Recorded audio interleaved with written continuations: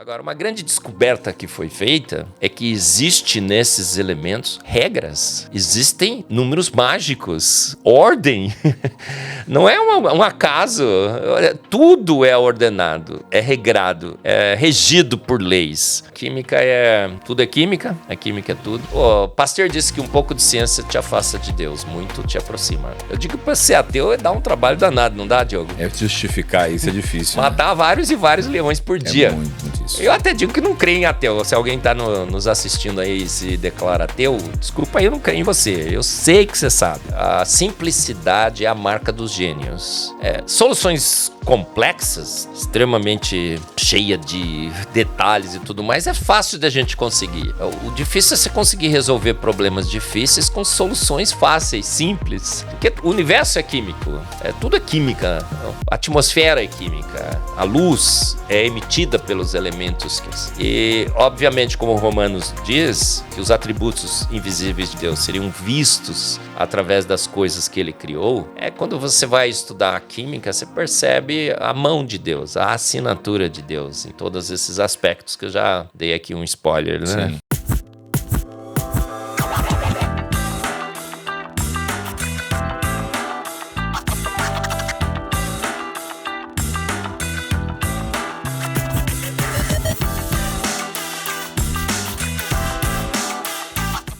E aí, pessoal, tudo bem? Sejam muito bem-vindos aqui ao Plenicast, que é o podcast da Plenitude. Que alegria receber você aqui hoje.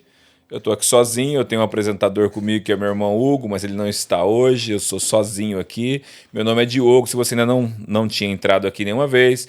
Meu nome é Diogo, sou o host aqui do podcast, e esse é o podcast da Plenitude Distribuidora. Uma empresa distribuidora de livros e bíblias focado no material cristão. Aí distribuímos para todo o Brasil e diversos lugares do planeta. Estamos aí servindo ao Senhor nesse trabalho missionário que nós temos aqui.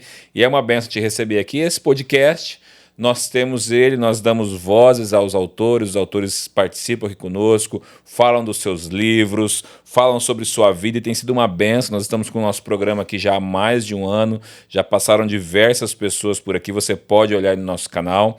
Os nossos podcasts também estão disponíveis no Spotify, Google Podcast, nem sei se existe. Existe, Gabriel, Google Podcast? Existe também streaming do Google, né?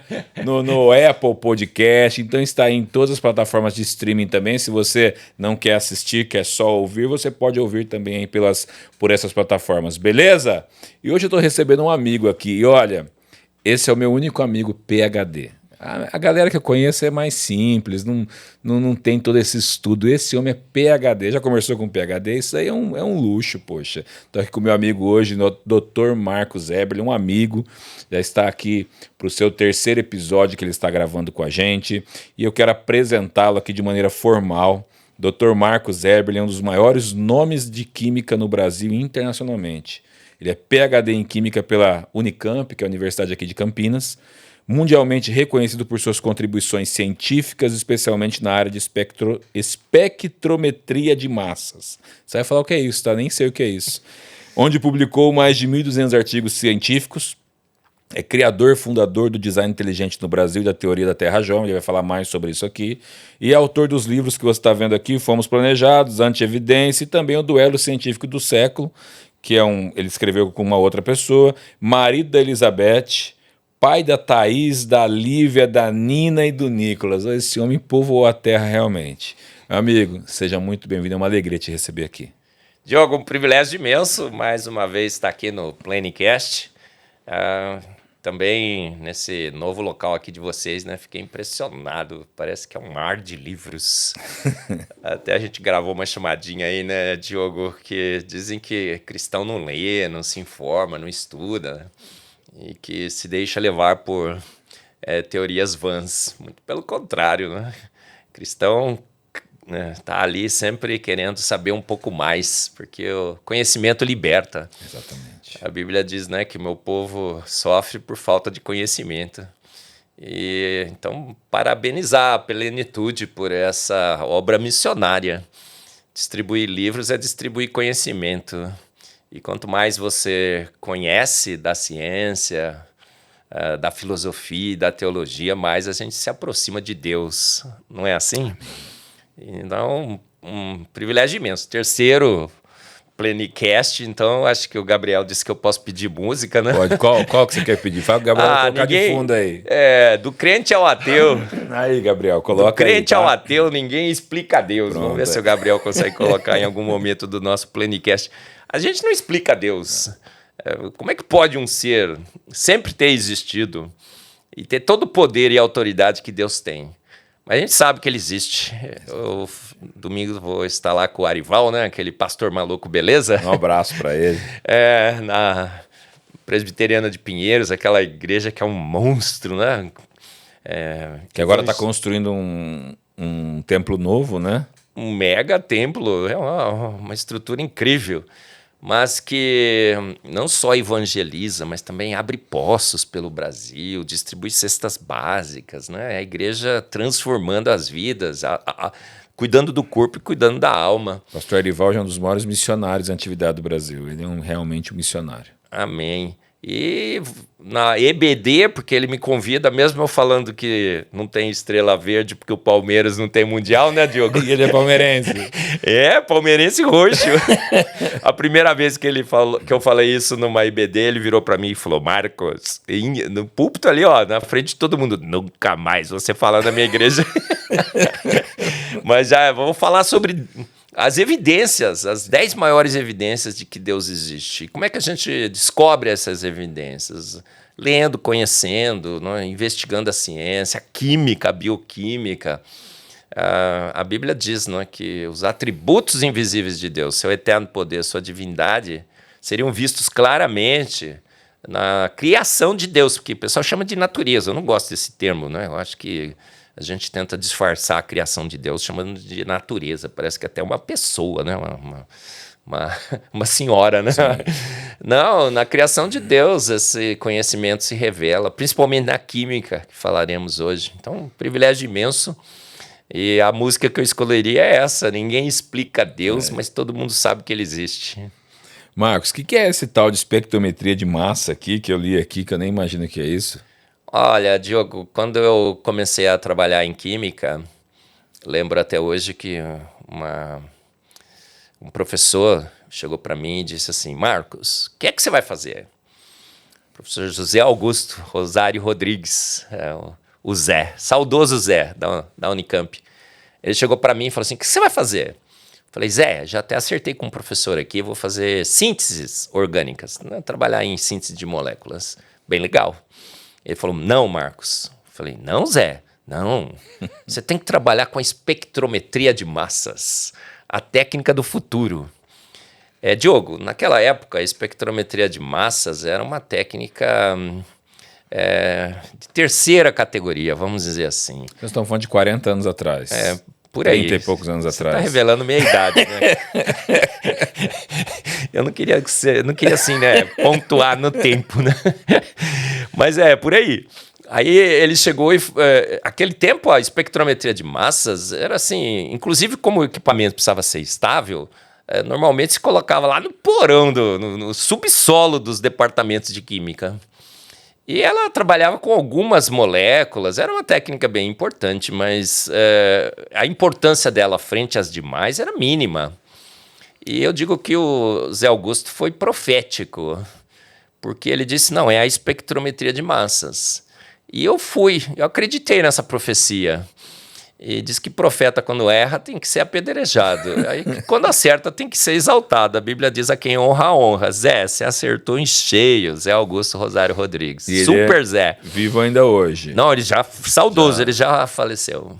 Já foi transferido, né, para outra dimensão. Eu não gosto de dizer assim: morreu, faleceu. Ele foi transferido. O Adalto Lourenço se transferiu, né? Deus o transferiu para a glória. E aí eu fui trabalhar com a professora Cone Cacheres nessa técnica. Tem que explicar o que ela é, né? Você me perguntou o que ela é. Eu estou chegando lá, gente. E o que aconteceu, Diogo, um boom desde que eu entrei. É um milagre de Deus. Deus dirige a nossa vida. A técnica espectrometria de massas é basicamente uma técnica que pega uma molécula e determina a sua massa. E não só a massa, determina também a sua estrutura, a conectividade. Ou seja, é uma técnica que serve para tudo, absolutamente tudo. O mundo é atômico e molecular. E, então, praticamente tudo que você consiga encontrar uma aplicação para pegar a constituição e saber que tipo de molécula que tem lá, qual é a massa, qual é a estrutura, a espectrometria de massas, ela se aplica. Então, você tomou, por exemplo, você está com um pozinho branco na mão, tá bom? Vamos pensar nessa hipótese. Tá. Aí eu chego, o guarda assim e fala, Diogo, o que é esse pozinho branco aí? Aí você fala... Creatina. Aspirina. E aí ele fica desconfiado que não é, né? Que é aquela outra, né? Sim. Aquele outro pozinho branco. Aí você vai falar para ele assim, puxa vida, então eu tenho que provar para você que isso daqui é creatina mesmo. O que você faz? Você chama o Marcos, né? Chama a espectrometria de massas. A espectrometria de massa vai pegar uma molécula daquela sua creatina, vai jogar dentro de um equipamento, vai colocar uma carga elétrica, que a molécula é neutra, vai acelerar num campo magnético elétrico e pelo comportamento daquela molécula nesse campo vai determinar a massa. Então, se for a creatina, não me lembro a massa da creatina agora, mas suponha que seja 487, vai aparecer lá um sinal em 487. Se for a outra malvada, vai aparecer um sinal em 303, né? Que é a massa da malvada, né? Entendi. E você pode pegar e dissociar essa molécula também. Ela fragmenta em fragmentos específicos. E esses fragmentos são uma assinatura daquela molécula. Então, você não erra em espectrometria de massa. Já trabalhei em casos em que a suspeita era da malvada, né? O juiz chega assim e fala assim, você tem certeza, professor? Eu falei, absoluta. Eu tenho a massa, eu tenho os fragmentos, eu tenho a razão dos isótopos, eu tenho a massa exata, porque prótons e elétrons dentro de átomos específicos têm massas específicas. Então, é uma técnica poderosíssima, hoje é aplicada em vários e vários campos, como a minha filha, meio nepotismo, né? Falar sobre filho, né? Mas a maior cientista brasileira de todos os tempos, em termos de premiação... Hoje sua filha também trabalha no mesmo campo? No mesmo campo, com espectrometria de massas, com a caneta do câncer, a Mass Spec Pen. Então, hoje você chega com essa canetinha, encosta num tecido, ele extrai algumas moléculas, você determina a massa dessas moléculas com espectrometria de massas, e pelo perfil que você obtém de massa e intensidade, que a gente chama de espectro ou um padrão de marcadores, você diz, olha, o tecido tem câncer ou é um tecido normal. E instantaneamente. E numa cirurgia, por exemplo, você toca o órgão, o tecido, e imediatamente aparece na tela lá para o médico. Nossa. Isso foi uma grande revolução. E aumenta a confiabilidade da remoção de um tumor cerebral, que antes era 68%, 69%, para 99%, 98%.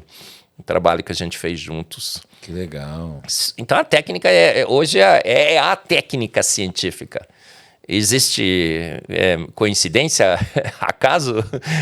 Deus dirige ou não dirige a nossa vida, né, Diogo? Deus dá inteligência ao homem para tudo isso também, né?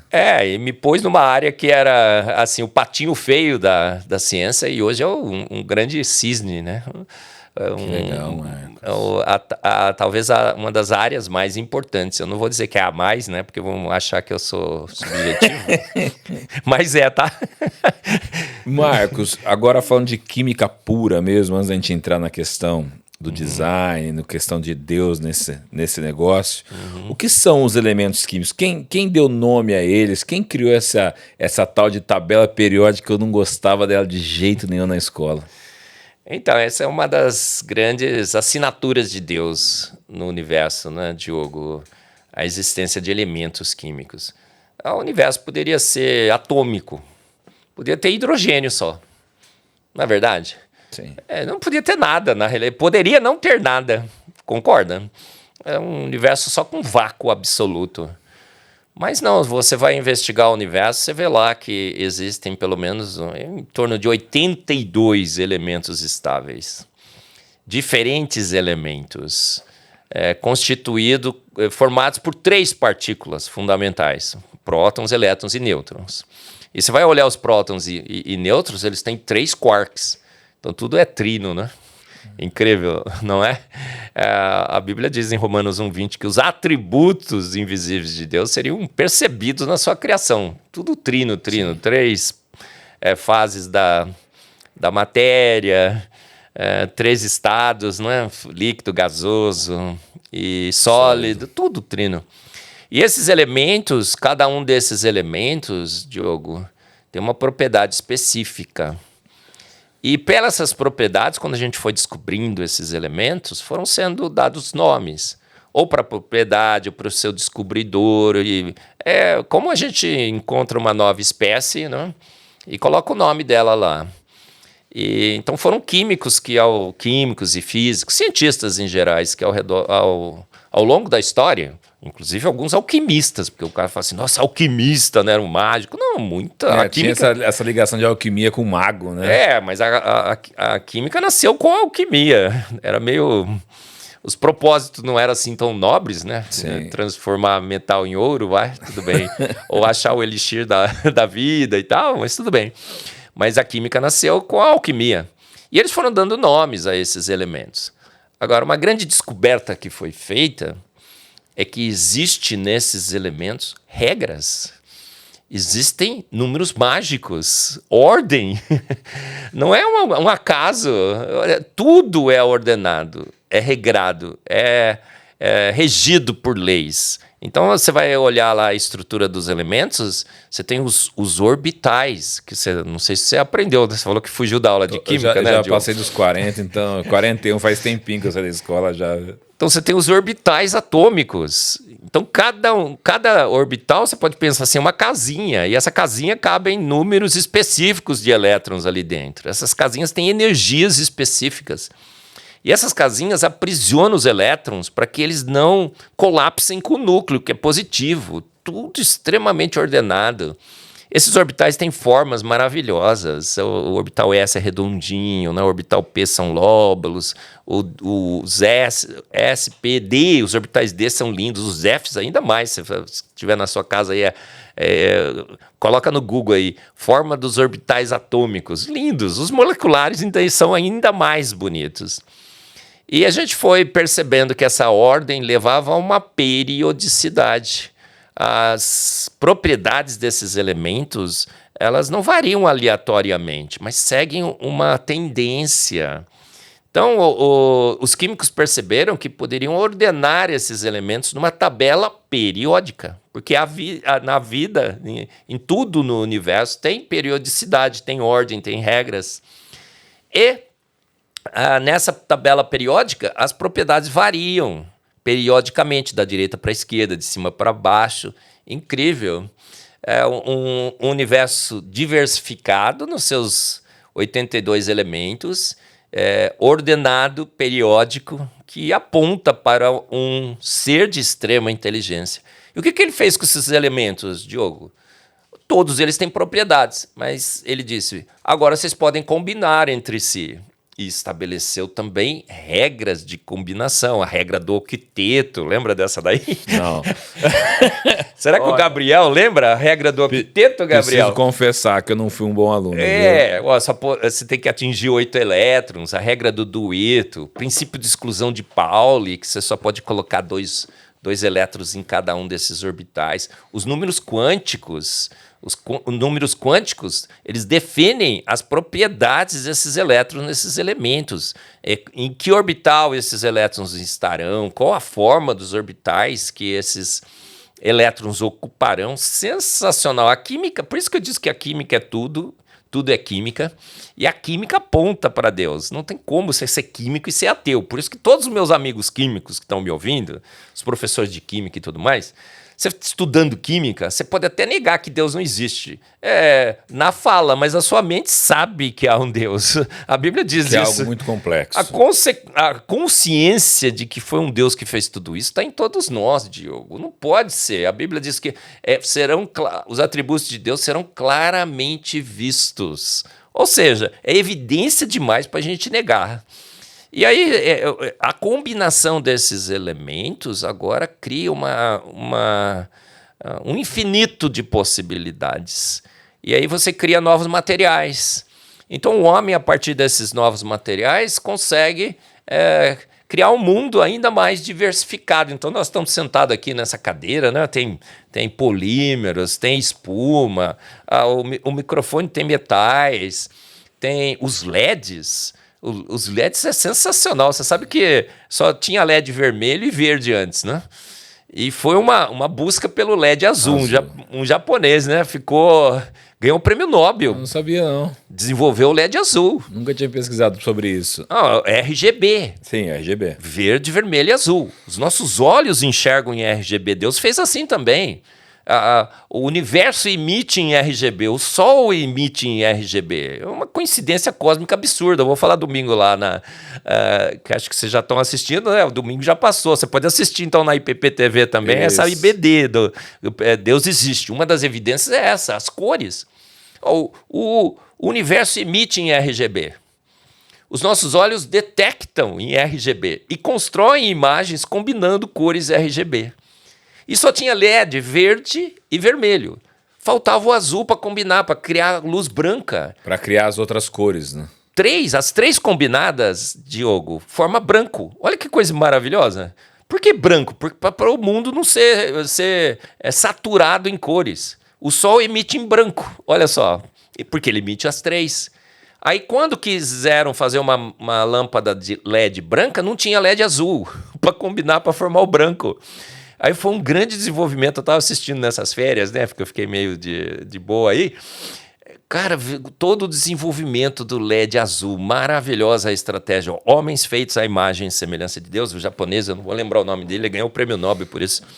Até que ele criou o LED azul. Aí agora, combinando os três, a gente tem todo esse jogo de LED que a gente tem sensacional, os painéis de LED, né? Pesquisa o nome do japonês aí, Gabriel, pra gente. Nakashima, alguma coisa assim. Ele trabalhando numa empresa, até ele foi trabalhar no laboratório, ele era só um engenheiro da empresa, né? Todo mundo, nossa, ele não tem papers, ele não é um acadêmico.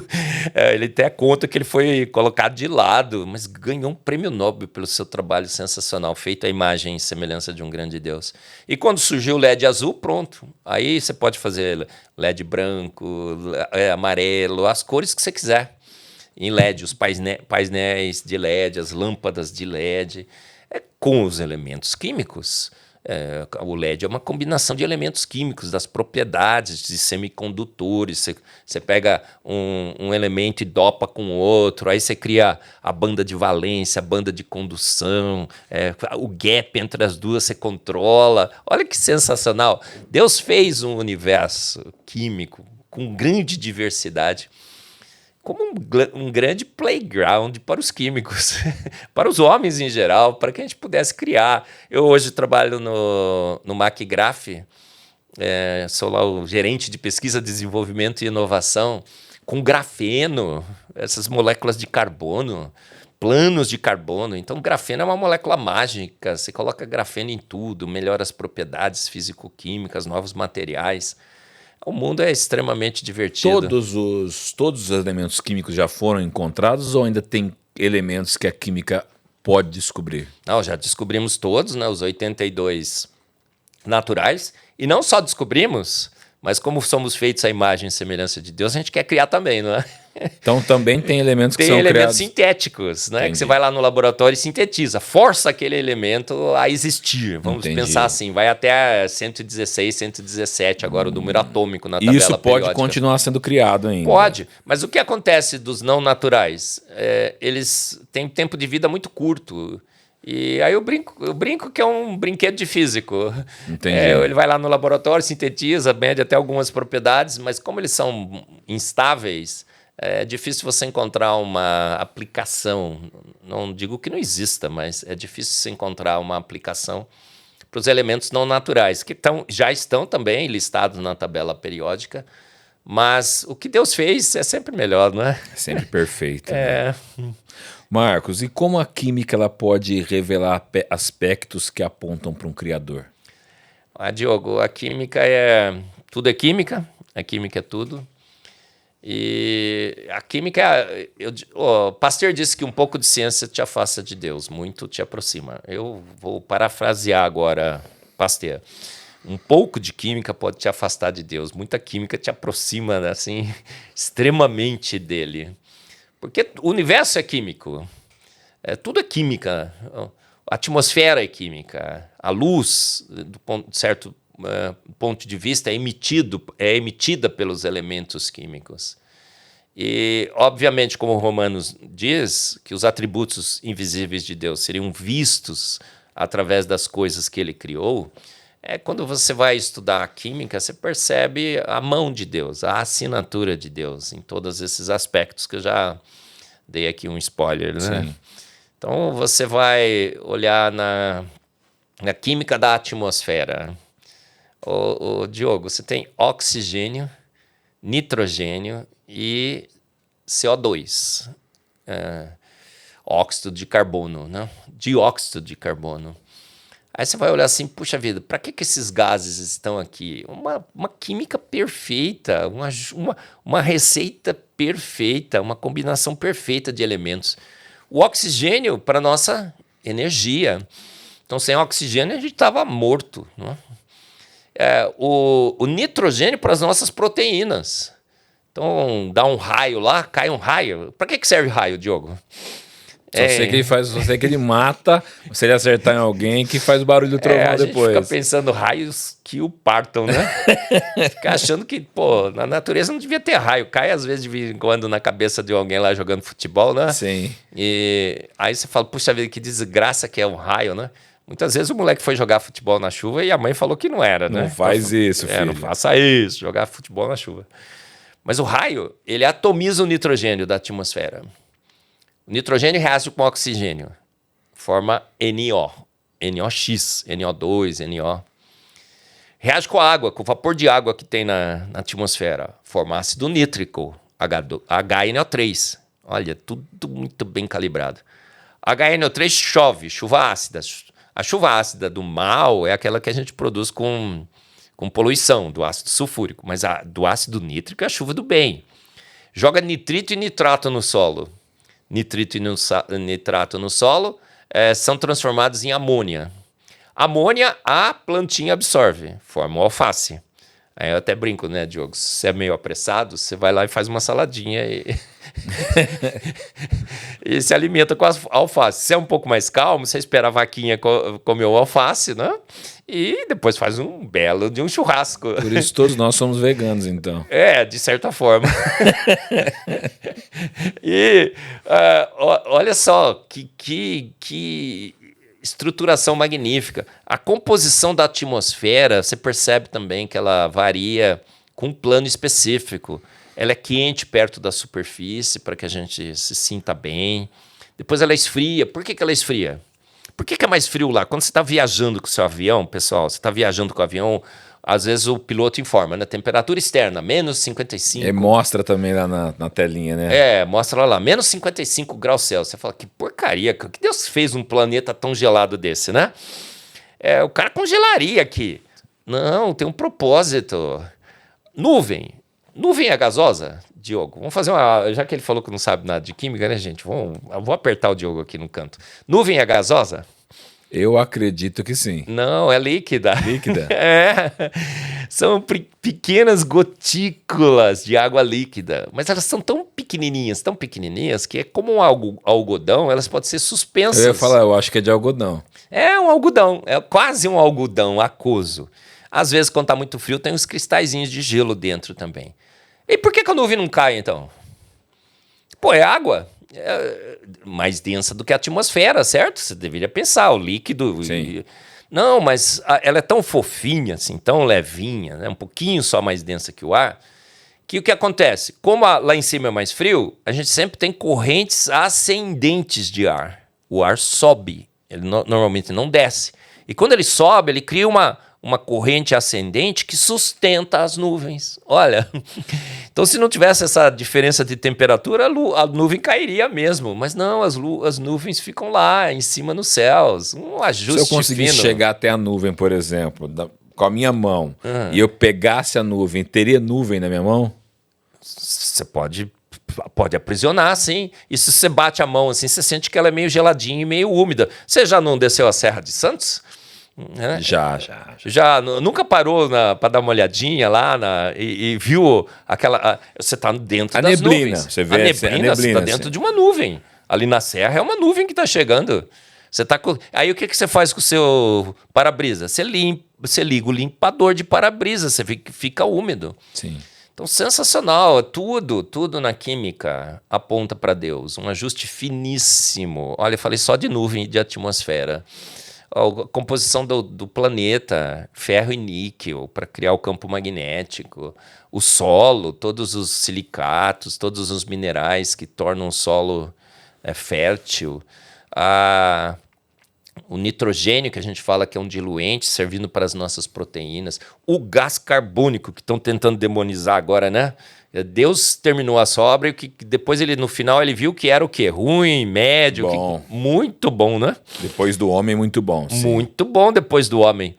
Então, o gás carbônico foi Deus que colocou na atmosfera, gente. CO2 é gás do bem, não é gás do mal. Pessoal, agora você tem que pagar o CO2 que você produziu quando vai viajar, né? A Gol tá cobrando agora R$30. Emissão de CO2. É voluntário, daqui a pouco será obrigatório. Pode colocar aí na listinha. E aí o que acontece com o gás carbônico? O gás carbônico é o gás da vida, alimenta as plantas. As plantas adoram CO2, é a comidinha, né? E um pouco mais de gás carbônico, as plantas crescem mais. Olha só, tudo regulado, o ciclo do carbono, o ciclo do oxigênio, o ciclo da água. Ô Diogo, a água evapora no mar, não evapora? Os rios correm para o mar. Sim. Por que os mares não estão transbordando? Porque evapora. A água evapora. Sim, com calor evapora. Evapora. E aí ela vai nas nuvens, porque que a nuvem não precipita. Todo mundo aprendeu agora, ela é líquida e sólida, tá? Gelo e pequenas gotículas, que as correntes ascendentes mantêm as nuvens suspensas. A nuvem vai, ela condensa onde? Ou ela chove, né? Ela condensa na forma de chuva, ou ela atinge as geleiras. Nas geleiras, ela forma um depósito de água pura. As geleiras cristaliza ali, forma o gelo. No inverno, acumula. No verão, libera água. Essa água cria os rios, alimenta os rios, os poços artesianos, a água subterrânea. E você tem um ciclo da água perfeito. Como que alguém pode olhar para isso e dizer, não, foi uma grande explosão, né? O acaso que formou. É impossível. Por isso que a Bíblia diz que nós somos indesculpáveis. Diogo, você é indesculpável, eu sou indesculpável. Todo mundo que está nos ouvindo saiba que você é indesculpável. Não vai ter desculpa, não. Você vai chegar lá e ele vai falar assim, cara, o que foi? O que foi? Você fala, não tinha desculpa, não é? É o que a Bíblia fala sobre os atributos visíveis e invisíveis de Deus. Revela a glória dele. Revela a glória dele. Eu sempre brinco com a história dos elétrons. Você já viu algum elétron? Não. O Diogo? Mas você sabe que elétron existe, não sabe? Por quê? Que eu aprendi na escola. Não, acho que aprendi, né? Mas quando você era moleque, você pôs o dedo na tomada alguma vez? Levou um choque? Vários, né? Eu era bem pentelho? Bem trabalhoso. Eu pus algumas vezes. Daquele negócio, você solta, né? E aí o que acontece? Você não viu o elétron, mas você sentiu seus efeitos. Você foi eletrocutado, né? Gente, ninguém coloca o dedo na tomada, viu? Molecada aí, não coloca o dedo, que é extremamente perigoso. Mas você, ao colocar o dedo na tomada, você sente o efeito. O efeito te revela que aquilo lá de fato existe. Sim. Você não precisou ver, né? Aquilo é elétrico, né? O cego não percebe a realidade do mundo, claro, ele toca, ele sente. Então é mais ou menos assim que eu vejo a realidade de Deus. Você não o vê com seus olhos, mas você sente os efeitos ao seu redor. São inúmeros.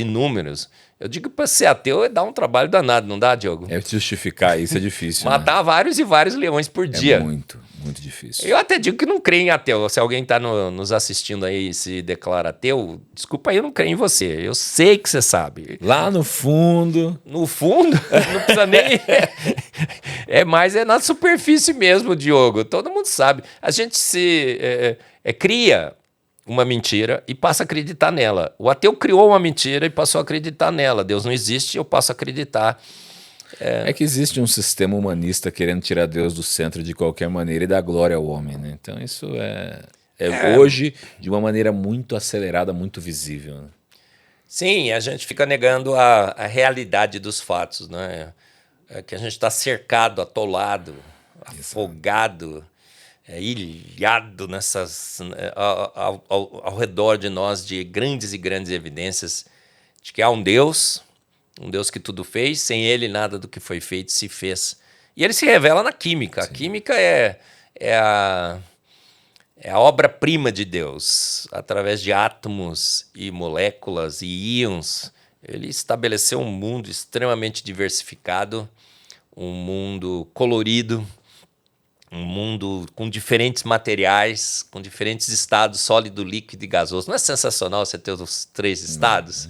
Se o mundo fosse todo sólido, seria meio sem graça, né? Não tinha praia, piscina, água. É verdade. Se o mundo fosse sem gás, também seria meio chato, né? Isso ia...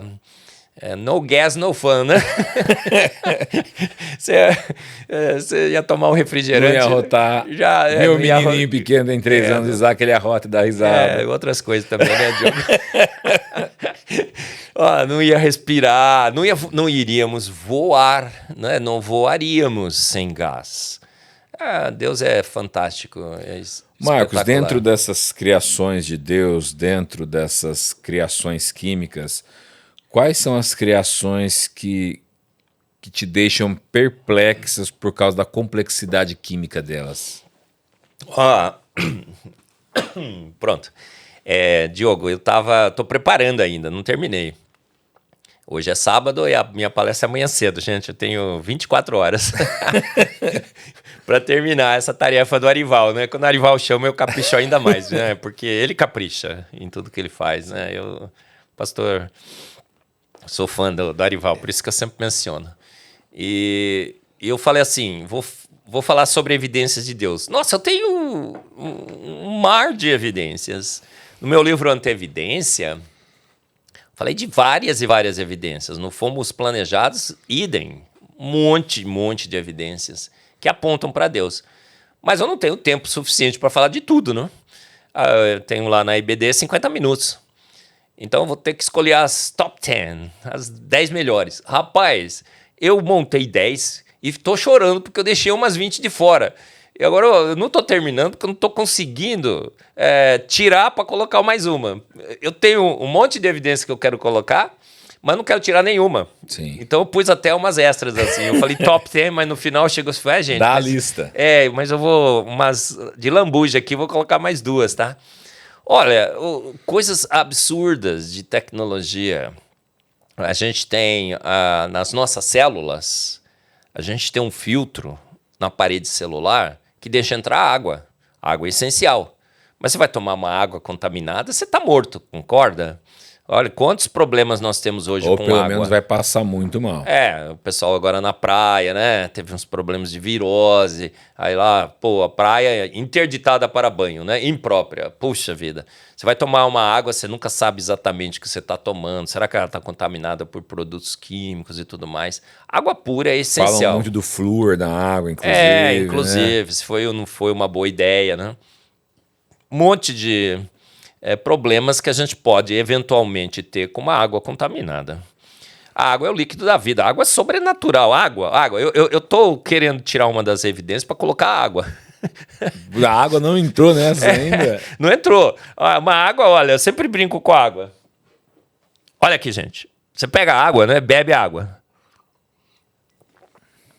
Aí você percebe que a água é inodora, insípida e incolor. Vamos usar a água como a top máxima. É o primeiro lugar nas evidências de que há um grande Deus. Aí você bebe a água, vê 3 propriedades: insípida, inodora e incolor. Insípida, inodora e incolor. Não tem cheiro, não tem gosto, não tem sabor. Aí você fala, puxa vida, que liquidinho chato, né? Chato, ô Diogo? Eu brinco sempre, né? Imagina que se a água tivesse um gosto ruim. É a melhor coisa pra você tomar quando você tá com sede. Você toma te dá uma sensação de prazer. Não é? Tem gente que só sacia a sua sede com água, né? Não consegue beber outra coisa. Só a água que mata de fato a minha sede. Se a pessoa, se ela tivesse um gosto ruim e você fosse obrigado a tomar uma água ruim? Já pensou se ela tivesse cor? Aí eu brinco, se fosse verde, é horroroso, não é, Diogo? E não é pelo Palmeiras que não tem Mundial, gente. O verde é pelo... Campinas, né? o Guarani, né, gente? Coisa horrorosa, né, Diogo? Dois pontos pretanos, Campinas né? tá mais falando isso, Campinas tá mal de time, hein? Rapaz do céu. Mas o meu primo lá, o Marco Antônio Eberlin, né? Vai dar jeito, né, Marco? É um grande administrador, ele vai dar jeito. Aí você fala, puxa, se ela tivesse uma cor assim meio estranha, se ela tivesse um cheiro ruim, a gente tava perdido. Mas não só. Então Deus falou o seguinte: ninguém vai poder não gostar de água. Por que ninguém pode gostar de água? Não gostar de água. É impossível não gostar de água. É impossível. Porque água não tem gosto. É tecnicamente impossível você não gostar de água. Você fala, eu não gosto de água. Na verdade, a gente não gosta quando a água tem algum gosto. Quando tem algum gosto. Você toma água, tá com um gostinho meio estranho, você fala, essa água tá um pouco estranha. Mas se o filho chegar pra mãe e falar, mãe, eu não vou tomar água porque eu não gosto de água, o que a mãe vai falar? Filho, inventa outra desculpa, porque não é porque você não gosta, a água não tem gosto. Como é que você pode não gostar de alguma coisa que não tem gosto? Então ele fez um líquido assim que é aceitável para todos. Inclusive é um prazer você tomar uma água geladinha e tal. Imagina num deserto. Eu lembro daquele filme Gravidade. Lembra? Aquela artista, agora eu já esqueci, mas quando ela tá perdida no espaço, né? É do meu tempo? Aí ela, quando ela chega na terra, assim, ela cai na água, o solo, ela beija o solo. Coisa sensacional a água. Mas a água não tem só essas 3 propriedades, ela tem 74 propriedades físico-químicas que só a água tem. Diogo, eu escrevi no livro O Antevidência que a simplicidade é a marca dos gênios.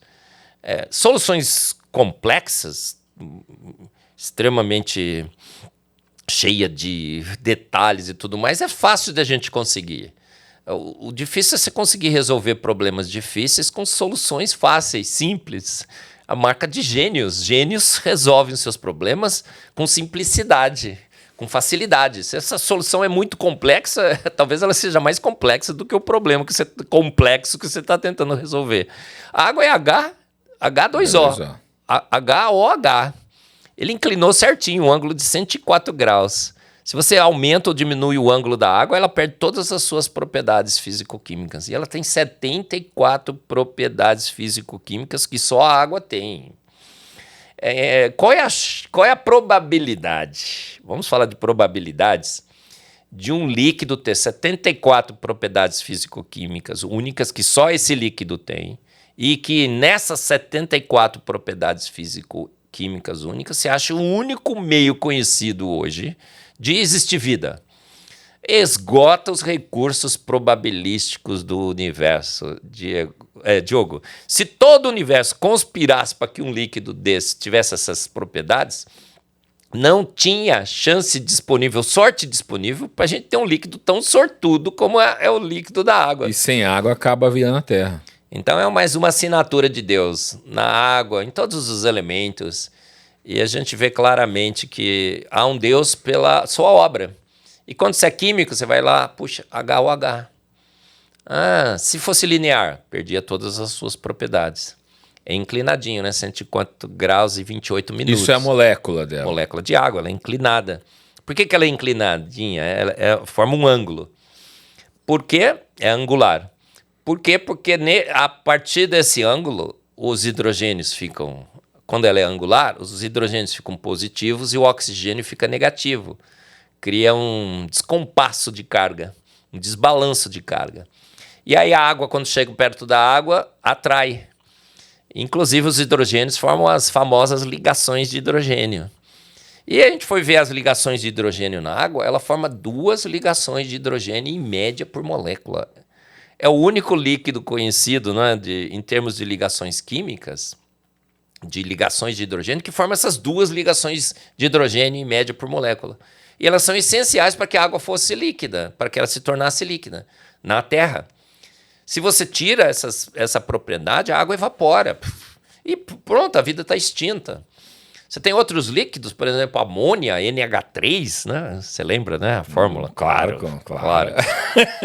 Tem 3 hidrogênios, mas ela só tem um par de elétrons no nitrogênio. Então ela só forma uma ligação de hidrogênio por molécula. Você vê o ácido fluorídrico, HF. O flúor tem 3 pares de hidrogênio, mas só tem um hidrogênio. 3 pares de elétrons, mas só tem um hidrogênio. A água não. Tem um oxigênio com 2 pares e 2 hidrogênios. Aí ela forma 2 ligações de hidrogênio em média por molécula, que o pessoal chama de pontes de hidrogênio. Pode, gente. Assim, existem 2 possibilidades. Duas alternativas. Uma grande explosão, o acaso formou tudo isso. Ou um grande Deus, com extrema inteligência, ajustou todas as propriedades. Concordo. Agora, o que você tem que ver, o que é mais provável? Qual é que é mais racional, é mais lógico? É óbvio que Deus ganha de goleada. É totalmente irracional você imaginar que um acaso, um processo não guiado tenha formado esse vislumbre, esse show de química que o universo é. E tem mais outra matéria que seja mais complexa que a água ainda? O carbono, por exemplo, Diogo. Aí você vê aí na vida nós temos o quê? Um átomo da vida, o carbono. E esse carbono pode formar 4 ligações químicas. E essas ligações químicas carbono com carbono também são estáveis na nossa atmosfera, uma atmosfera que contém oxigênio.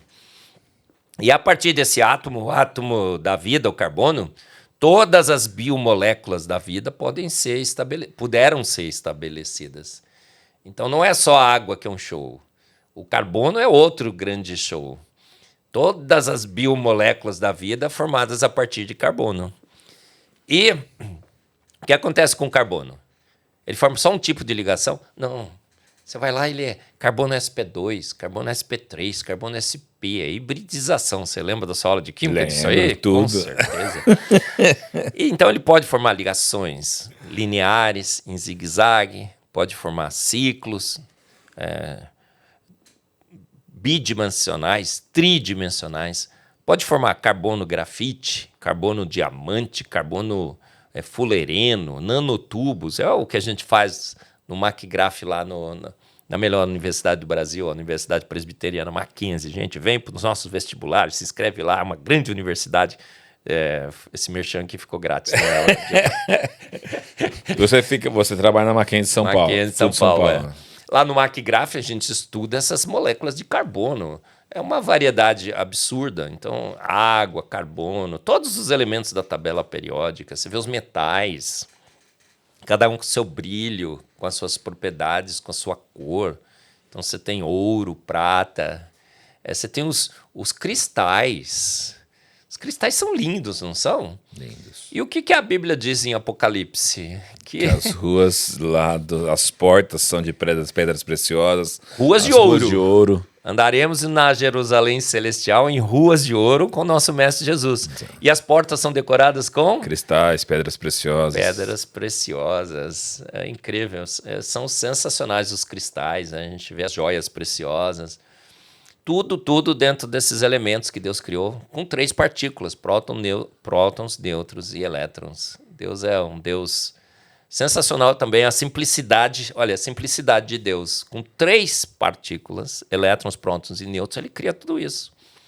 Com regras, com periodicidade, com leis, com princípios, com números quânticos mágicos. Agora, Marcos, pensando em toda essa questão da criação, em toda essa complexidade, depois de uma sociedade caída ou de um ser humano caído, nós sabemos que a Terra ela começa a entrar em deteriorização. Uhum. Existem processos químicos que acontecem nisso que hoje deterioram a Terra? Olha, a gente percebe, estudando a ciência também, Diogo, que há algumas leis que hoje governam o universo. Então nós temos a gravidade, que mantém todos os planetas funcionando direitinho.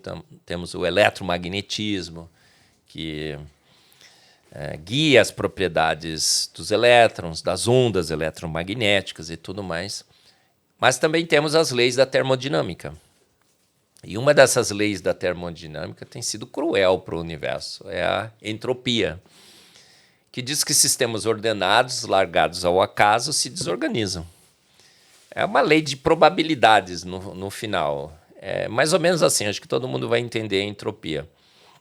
Você chega num quarto e tem um monte de componentes naquele quarto. Aí você vai pensar que só tem um arranjo ordenado para aquele quarto. O lençol na cama, certo? O colchão em cima da cama, o travesseiro na posição certa, as roupas no armário, calças no setor de calças, camisa no setor de camisas, tudo bonitinho. Esse é o arranjo ordenado. Qual é quantas combinações levam ao arranjo ordenado? Vamos pensar de uma só, né? Camisa com as camisas, calças com as calças, tudo direitinho, bonitinho. Quantos arranjos desordenados você poderia construir dentro de um quarto? Desordenados, ordenado um só, tá? Vamos pensar, né, que você estabeleceu uma regra para onde as coisas deveriam estar naquele quarto. Quantos arranjos desordenados você poderia formar naquele quarto? Centenas de milhares, infinitos. Infinitos, né? É quarto de adolescente, né? Quarto de adolescente tem... Os meus não chegaram nessa fase, mas eu já fui adolescente, né? Os meus lá em casa, né? Niquinho, né? O Nicolas, né? Que tá comigo agora no meu podcast. Pode fala do seu podcast. Discutindo ciência era com o Marcos Eberlin, agora é com os Eberlins, Tá certo. né? Niquinho agora tá abrindo o programa. Passando o cajado já. Eu tô falando, ele me corrige já, sabe? Interfere no meio, tá bem legal. O Nicolas chega assim, ele vai chegando em casa, né, Nicolas? Não é assim? É verdade. Ele tira o shorts e pisa em cima. O pior, ele joga no chão e pisa em cima. Aí você vai andando assim, ele jogou a camisa em cima da pia, jogou as meias na... Não tá nem aí. Larga, vem aqui, moleque. Aí vai pôr tudo no seu lugar. Ele põe no lugar, né? É mais ou menos assim. Os arranjos desordenados, portanto, são muito mais prováveis do que o arranjo ordenado. É a segunda lei da termodinâmica, que diz que tudo tende para a desorganização. O que a gente vê no universo, Diogo? Que de fato isso está acontecendo. O universo está se desorganizando, está gastando a sua energia útil em forma de trabalho e transformando em calor. Calor é caos, aquece, todo mundo começa a se movimentar aleatoriamente. Significa que partimos de um arranjo ordenado. Agora, quem consegue estabelecer ordem? Só se estabelece ordem com trabalho. Se jogar as coisas lá no quarto, tudo bem. Agora, vai arrumar o quarto, né? O adolescente. Ele vai ter que trabalhar, não vai? Ele vai ter que saber aonde as coisas estão localizadas. Então, ele vai ter que pegar as calças, procurar as calças, colocar no setor de calças. Camisa no setor de camisa. Vai ter que arrumar o lençol direitinho na cama, que eu nunca conseguia direitinho, né? Eu ia nos acampamentos de adolescentes e ganhava ponto pela arrumação do quarto. Meu quarto sempre ganhava ponto negativo, que eu não conseguia arrumar direito os lençóis. Aí você arruma tudo bonitinho. Você tem que usar trabalho. Então, a ordem só vem por trabalho. Trabalho vem só por máquinas, a gente sabe disso. Ou um ser de extrema inteligência que conseguiu, com trabalho, organizar. Como é que pode, então, o mundo ter sido formado num sistema caótico? A gente partiu de uma situação de ordem máxima, trabalho máximo disponível. Quem que organizou? O nosso Criador. Ele terminou a sua obra e viu que era muito bom. O muito bom do Gênesis, gente, é assim, eu terminei a minha obra, está tudo bem organizado. Mínima entropia, porque eu estou no arranjo de mínima probabilidade, que é o arranjo ordenado, está tudo organizadinho, bonitinho, tudo funcionando perfeitamente bem. O que é que perturbou essa ordem, Diogo? Você é teólogo, você vai saber. A queda do homem, o pecado que entrou na Terra. A queda, o pecado. E a partir desse momento, tem até uma discussão se a entropia agia ou não agia no Jardim do Éden antes do pecado, né? Mas a gente sabe que ela age depois, com certeza, toda absoluta. E o universo está se desorganizando. Está perdendo a sua energia disponível na forma de trabalho. É a morte termodinâmica do universo. Se a gente ficar por muito tempo aqui, o universo vai se desgastar, vai perder toda a sua energia. tudo vai congelar, vamos chegar em 0 Kelvin, o movimento interrompe e o universo vai virar... Entra em colapso. Uma grande distribuição congelada de átomos e moléculas. Perder toda a sua graça, não vai emitir mais luz e tudo mais. O universo caminha para a desordem total. Por isso que Jesus disse que voltará, certo? E restabelecerá a ordem original.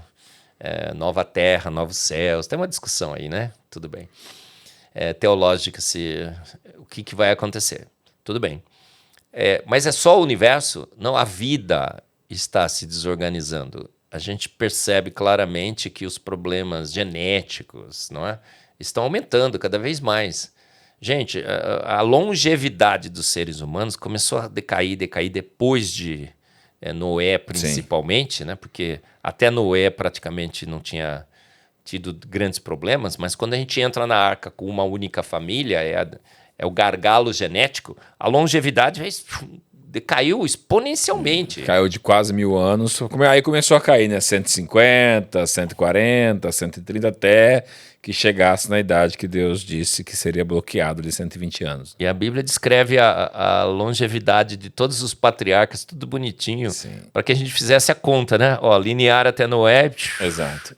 Aí dizem que a Bíblia é poesia, alegoria, é um mito, né? O que é isso, gente? Bate exatamente com a deriva, com a gargalo genético que a gente percebeu na biologia. Então a vida está se desorganizando, a gente está vivendo menos e a gente está sofrendo mais dos problemas dessa degradação genética, inclusive grandes problemas genéticos hoje, né? Alzheimer, Parkinson, a gente vê autismo crescendo cada vez mais, que mais que é Down, né? Síndrome de Down.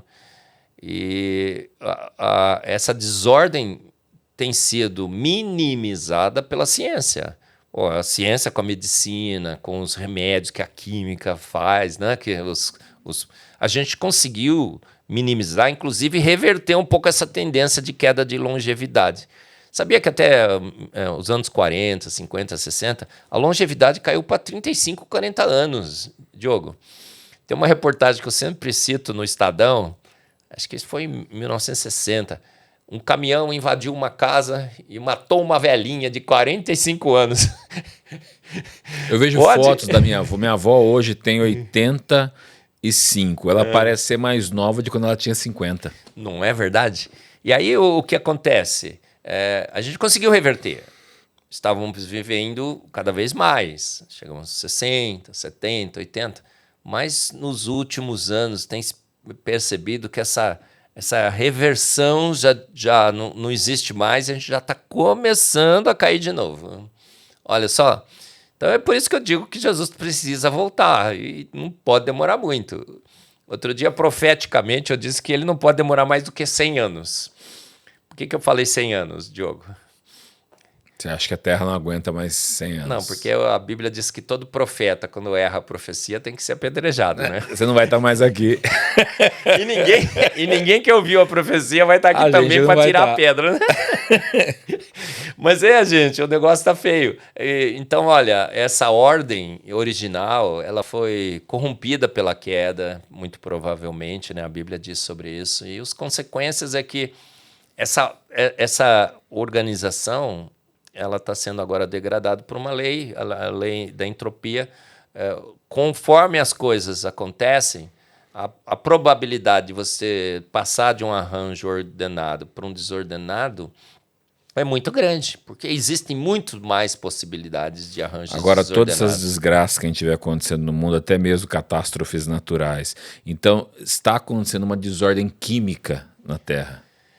Eu acho que Deus estruturou tudo muito bem bonitinho, um ajuste extremamente fino.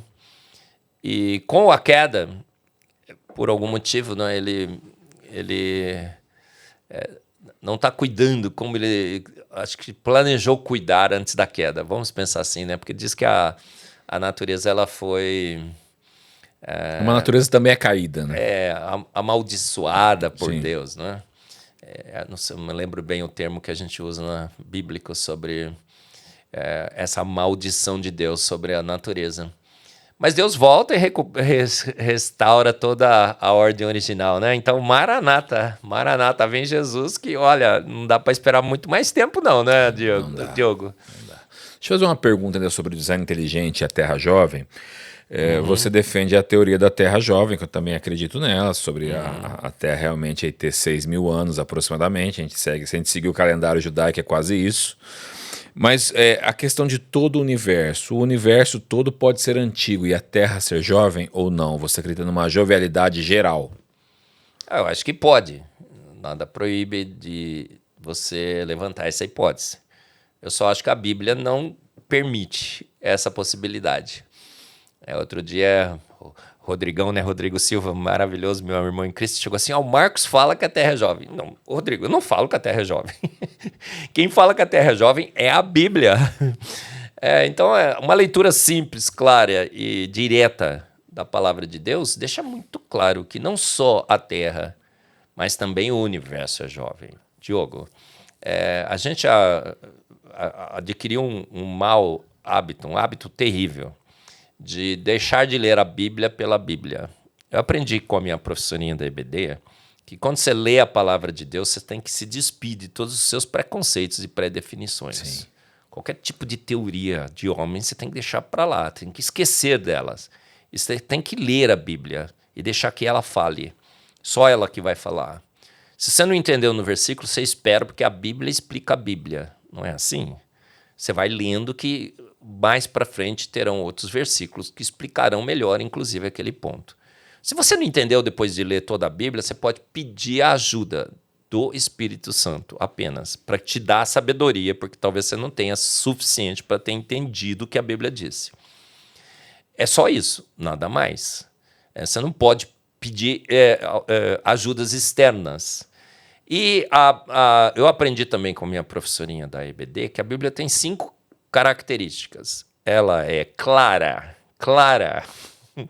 Deus escreveu para que todo mundo entendesse. Você não entende assim também, Diogo? Perfeitamente. Se fosse complicado para que o cara não entendesse, ele não escreveria, certo? E é um livro antigo que é muito antigo, de milhares de anos, que nos dá a possibilidade de ela ser clara até hoje. Clara até hoje. Tem coisas na Bíblia que não estão muito bem esclarecidas sobre o Apocalipse. Bom, aí tudo bem. Ele quis dar algumas indicações para a gente poder entender, mas quando ele descreve, fala, eu estou descrevendo como a Terra foi formada, como o homem foi formado, você vê que a linguagem é técnica, consistente, coerente e clara. Ela é necessária, ela é suficiente, ela é inerrante e ela é autoridade final. Então, quando você lê a palavra de Deus, você tem que dizer assim, o que está escrito aqui, o que ela está falando é o que ela está falando. Você não pode interpretar, você não pode ficar, pode ser, quem sabe, que é outra coisa diferente. Aí, quando você faz isso, você quebra a cara. Aí você chega no primeiro capítulo da Bíblia, está escrito assim, no princípio, criou Deus os céus e a terra. Dá para esperar 9,3 bilhões de anos para a Terra ser formada, Diogo? Não. É um capítulo introdutório, é o título. Não, no princípio, criou Deus. Quando a gente fala é um capítulo introdutório, é um título, a gente está tentando acomodar teorias de homens. Porque a gente pode, então, questionar toda a Bíblia depois. Em 6 dias, Deus poderia ter sido mais claro. Ele diz assim, porque em 6 dias, e aí ele fala assim, houve tarde de manhã no primeiro dia, houve tarde de manhã no segundo dia, houve tarde de manhã no terceiro dia. Ele usa tarde de manhã, o dia, né? Tudo para que identificando o ciclo, realmente. Não tem coisa mais clara em Gênesis do que o Ion querer significar um dia de 24 horas. Tá claro demais. Qualquer coisa que você tem que torturar o texto para ver outra coisa lá. Ele deixou claro demais. Então, ele repete insistentemente. Houve tarde de manhã no primeiro, houve tarde de manhã no segundo. Tarde de manhã e primeiro são modificadores do substantivo Ion que deixam claro que o Ion é um dia de 24 horas. Aí está escrito assim, porque em 6 dias criou Deus. É Deus que está falando. Então, na realidade, porque em 6 dias criei eu criei, né? Deus está falando os céus, a terra e o mar e tudo que neles há. Porque em 6 dias eu criei os céus, a terra e o mar e tudo que neles há. É um merisma, é uma construção em hebraico. os céus, a terra e o mar e tudo que neles há. É uma estrutura em linguística, literária, que engloba tudo. Os céus, a terra e o mar e tudo que neles há. E no 7º dia eu descansei. É dia. Não tem como. Então a Bíblia é clara demais. Ela criou o quê? Os céus, o universo, a terra e o mar e tudo que neles há. E a vida. Então a Bíblia é clara demais. Ela é irritantemente clara. Ela até irrita. Tem hora que você fala assim, Senhor, já entendi. Não precisa explicar mais. Mas eu digo assim, eu vou continuar, Marcos, porque tem uns cabeções, sabe? Eu vou continuar, porque tem uns cabeções que mais pra frente vão dizer que o universo é velho, que a Terra é jovem, vão inventar umas teorias, lacunas, Satanás cai do céu, destrói a Terra, sabe aquelas histórias? Difíceis de engolir, né? E vão começar a inventar um monte de coisa. Então, Marcos, desculpa aí, eu sei que eu tô sendo irritantemente claro, Deus tá falando comigo, tá? Tô conversando com ele. Senhor, por que tanta repetição aqui, né? É como o dilúvio, né? O dilúvio foi local ou global? Pô, tem 60 indicações nos 4 capítulos de Gênesis que o dilúvio foi global. Cobriu tudo. Aí ele fala tudo, todos, cobriu todos os montes, matou todos os animais, 60. Chega no 10º, você fala, Senhor, não precisa mais, não, mas vai ter mais 50. Fica esperando aí que eu vou falar mais 50 de que foi global. Mandei todos os animais, mandei os pássaros para a arca. Pô, dilúvio local, mandou pássaro para a arca. Para quê? Não precisaria, porque os bichos iam estar em outros lugares. Ia começar a chover, eles voavam para longe. Ô, Diogo, cara, para com esse negócio. Então, por que eu defendo a Terra jovem? Porque o Marcos acha que a Terra é jovem. O Marcos é o Marcos que diz que a Terra é jovem? Claro que não digo nada. Diogo, eu não digo nada. Você acha que eu tenho algum conhecimento em mim para falar alguma coisa? Não. Eu falo que a Terra é jovem porque a Bíblia é irritantemente clara ao dizer que a Terra é jovem, que a vida é jovem, que o universo é jovem. Não dá para tirar o universo fora. Os céus, a terra e o mar e tudo que neles há. Jesus, perguntado sobre o casamento, ele diz, não tendes lido que desde o princípio eu os fiz homem e mulher? Então, eles estavam no princípio na terra. Certo? Sim. Aonde você vai pôr o homem e a mulher se a terra não estiver lá desde o princípio? Então, o homem, ele criou o homem desde o princípio. Aonde, gente? Na terra. Então, a terra teria que estar pronta desde o princípio. O princípio no princípio criou Deus os céus e a terra. Então, a Bíblia ela é clara demais ao dizer que o universo é jovem, que a terra é jovem e que a vida na terra é jovem. Agora, é só a Bíblia, Diogo? Não, eu estudo.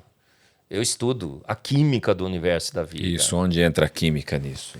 Eu estudo a geologia da Terra, né? Porque o Sacani outro dia disse que eu não sei geologia, sou zero de geologia. Gente, há 15 anos eu estudo a geologia da Terra.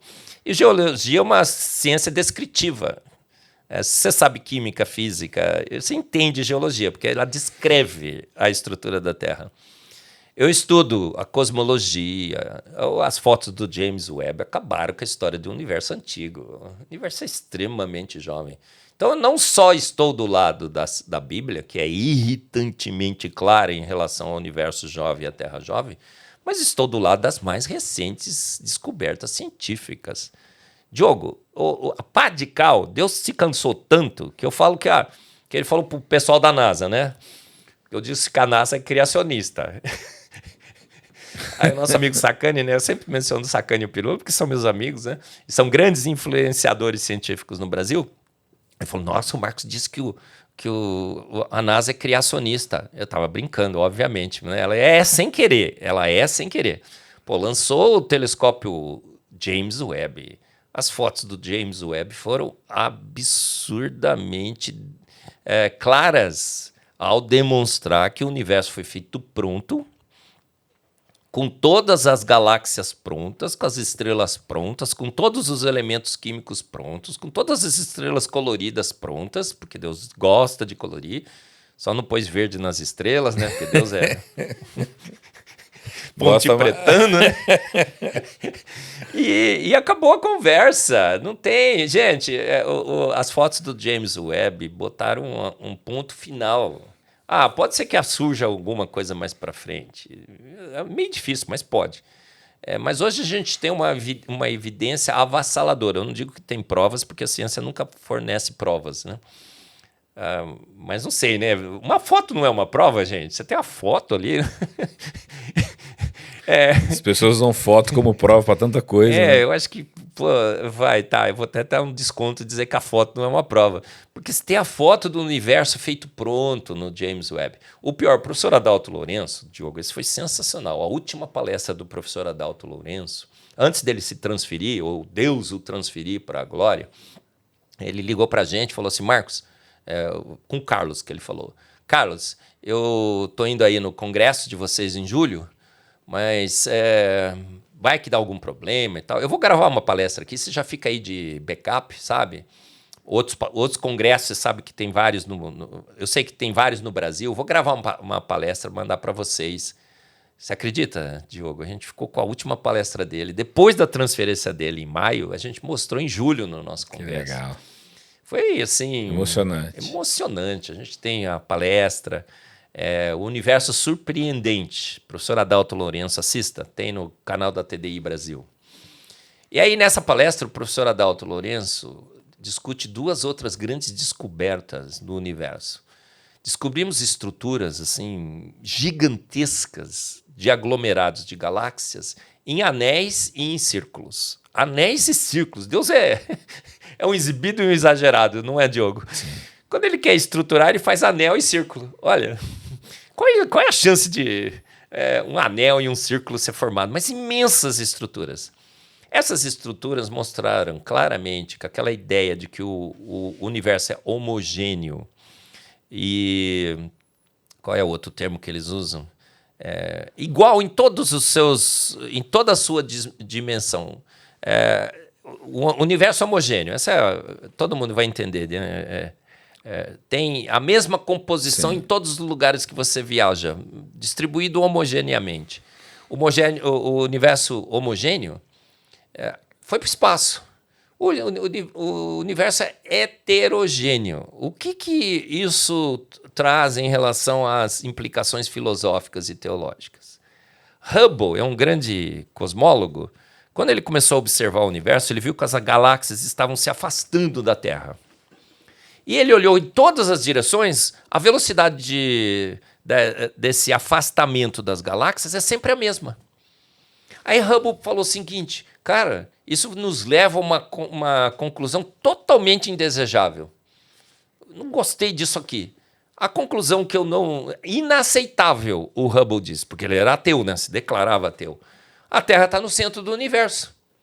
Ela é inaceitável, essa posição. Como é que eles saíram fora dessa grande descoberta? Como é que eles escaparam? Não, sabe o que é? A gente está tendo a impressão de estar no centro do universo porque o universo é isocrático e homogêneo. Então, é como se você estivesse num deserto. Você vai andando no deserto, você para, você olha para todo lado, o universo é igualzinho. Você fala, nossa, eu estou no centro do deserto. Aí você anda, para, olha, nossa, tudo igualzinho, estou no centro do universo.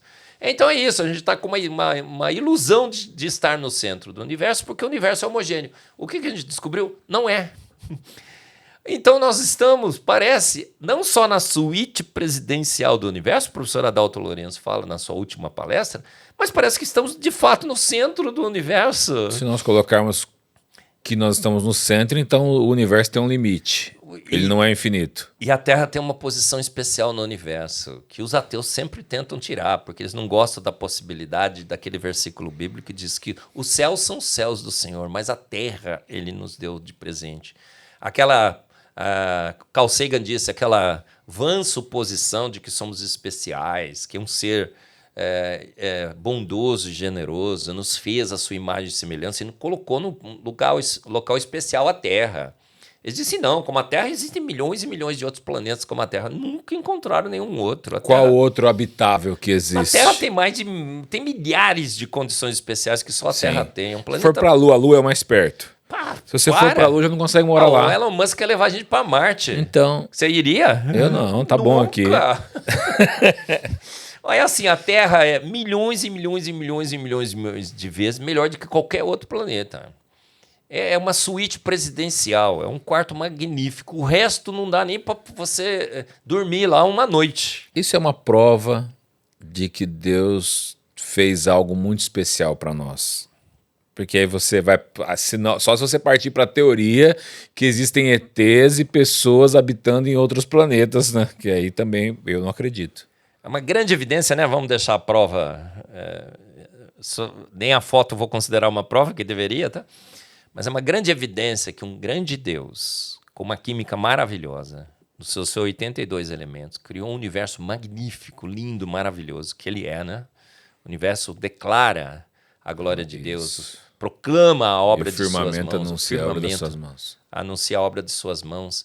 O universo transpira essa glória, essa majestade de Deus, na beleza, na grandiosidade desse universo. Salmos 19, eu acho. Um dia comunica outro dia, uma noite comunica outra noite. Sem palavras, sem sons, mas a gente ouve a sua voz. Exato. Não é assim, Diogo? Então, a voz de Deus, né? O universo canta, olha, foi Deus que me fez. Jó 12, de 7 a 9, diz assim, ó, pergunte, porém, não pergunte aos eruditos desse mundo, não pergunte ao Sacani, ao Pirula, ao Jaime, não pergunte ao seu professor de física, não pergunte aos acadêmicos da Academia Brasileira de Ciência, que acaba de lançar um livro, A Evolução é Fato, não pergunte para eles, pergunte, porém, aos animais. Pergunte aos peixes do mar, às aves do céu, pergunte à terra, pergunte ao universo. Quem de todos eles negará que foi o Senhor que os fez? Porque os atributos invisíveis de Deus se veem claramente em todos eles. Sim. Eles, sem palavras, sem sons, dirão que foi Deus que os fez. E nesse universo maravilhoso, o que ele fez? A Bíblia diz que os céus são os céus do Senhor, mas a terra ele nos deu de presente. Sim. Colocou um planeta absurdamente magnífico. A Terra, uma atmosfera protetora, um planeta azul maravilhoso, com nuvens para decorar, né, esse algodãozinho branco. A atmosfera perfeita, o gás perfeito. Diogo, a temperatura perfeita da Terra para que tenha vida, ela está onde? Bem na superfície onde nós habitamos. Foi o que você disse, subir um pouquinho com o avião, você já vê que a temperatura fica inabitável. Congela. E toda essa camada nos protege, a camada de ozônio, ela filtra o oxigênio e o nitrogênio, ela filtra a radiação nociva do Sol. Temos um campo magnético que protege a Terra, desvia os ventos solares para os polos. No polo, eles são atraídos, criam a aurora boreal. Já teve lá nos polos? Quero ir, é um lugar que eu quero conhecer. Quero, rapaz. Tem um amigo finlandês que está me convidando para ir lá para ver as... Eu vou, Tapio, Kotiao. E foi isso que aconteceu, Diogo. Um Deus maravilhoso criou um universo imenso para demonstrar demonstrasse a sua glória e o seu poder. E nesse universo imenso criou um planeta especial. E nesse planeta especial ele colocou uma vida especial, um show, né? Não é só o homem, são todos os animais. Vê as aves, eu falarei já falei, né, no domingo, gente, na terça-feira agora, já falei, você pode entrar lá na IPPTV, vai estar também no meu canal no YouTube. Falei sobre os pássaros, o andorinhão preto. Conhece esse pássaro, Diogo? Já ouviu falar sobre ele? Eu falo no Antevidência. Gente, vem aqui na Plenitude, a distribuidora dos livros, né? A Antevidência. Depois a gente vai falar sobre os livros, né, Sim, Diogo? tem que falar ainda. Você depois vai falar um pouco sobre eles. Isso. No Antevidência eu falo sobre o andorinhão preto. Ele viaja da Ásia, da Europa para a África, e ele fica voando, Diogo, por até 10 meses sem pousar. Nossa. Pode? Como que alguém consegue voar por 10 meses sem pousar? É sobrenatural isso. Ele simplesmente... Sem se alimentar. Ele se alimenta no voo. Ele caça e ele não pousa. 10 meses. Entendi. Ele pega o bichinho e continua. Agora, como é que você consegue? Você tem que dormir. Todo ser vivo precisa descansar. Diogo, ele dorme com metade do cérebro. Ele fecha um olho, dorme metade do cérebro e continua voando. Em stand-by. Stand-by. Depois ele acorda e dorme com o outro. Eu até brinco, né? Toda mulher gostaria de ter essa capacidade, né? Que elas ficariam monitorando tudo por 24 horas, não é verdade? Mulher é um ser incrível também. Pô, o Martim Pescador, ele mergulha. O peixe não percebe que ele mergulhou. A aerodinâmica dele é tamanha sofisticação que ele não causa nenhuma turbulência na água. Quando o peixe percebe, ele já foi pego. Aí copiamos no trem-bala. Tem aquele pássaro que voa a 370 km por hora. O Tiniel Araújo, que decora meus livros, acabou de fazer um livro, ele escreveu, tem todas as figuras maravilhosas de todos os animais mais magníficos da Terra. A gente vai lançar esse ano, vai estar aqui na Plenitude, gente. Os 50 animais mais maravilhosos da Terra. Pô, cada um mais sensacional do que o outro. E esse pássaro voa a 370 por hora, que foi até os americanos copiaram naquele avião, né? Que tem o formato dele quando ele mergulha. Os peixes, tubarões, conseguem sentir o cheiro de sangue a quilômetros. Eles têm radares, sonares, os morcegos. Então, os peixes do mar, as aves do céu, também, né? Os golfinhos, a terra. Quem de todos eles ignora que o Senhor que os fez? Maravilhoso. Lindo. Marcos, uma outra questão também é na composição do nosso corpo. É possível realmente a gente afirmar que o homem ele foi criado do barro? Isso é uma realidade? A Bíblia não fala barro, né, Diogo? Da terra, né? Ela fala do pó. Do pó da terra. Da terra. Quando a gente vai no hebraico e vê o pó da terra, o que esse pó da terra significa? Acho que a melhor tradução hoje é dos elementos químicos que constituem o pó da terra. E é exatamente isso que nós observamos. Naquela tabela periódica lá, você vai encontrar na terra todos os elementos que estão na gente. Água, mais água e carbono. Carbono a gente absorveu da atmosfera, gás carbônico, não é? Então nós temos ali uma grande evidência de que a Bíblia, quando fala sobre ciência, ela não quer falar sobre ciência. Não é um livro que quer falar sobre ciência, mas quando ela fala sobre ciência, porque ela precisa falar sobre ciência, obviamente ela não vai falar assim, olha, porque Deus usou o carbono, o nitrogênio, o oxigênio, o silício, todos os elementos da tabela periódica para formar o homem. Ninguém entenderia. Não havia nenhuma descoberta científica naquele tempo óbvio. Também. Então ela falou, formou do pó da terra. Ela usa um termo que abrange todo o significado daquela informação que hoje, com a ciência, a gente descobriu. O que a Bíblia quis dizer com o pó da terra? Com os elementos. A gente vai em outros planetas. Marte, por exemplo, outro dia teve um filme lá que o pessoal, o astronauta foi deixado para trás. Nunca lembro o nome dos filmes, né? Não sei se o Gabriel é bom de filme, se ele vai lembrar. Lembra desse, do tomate? O cara foi abandonado lá. Aí ele ficou lá plantando tomate.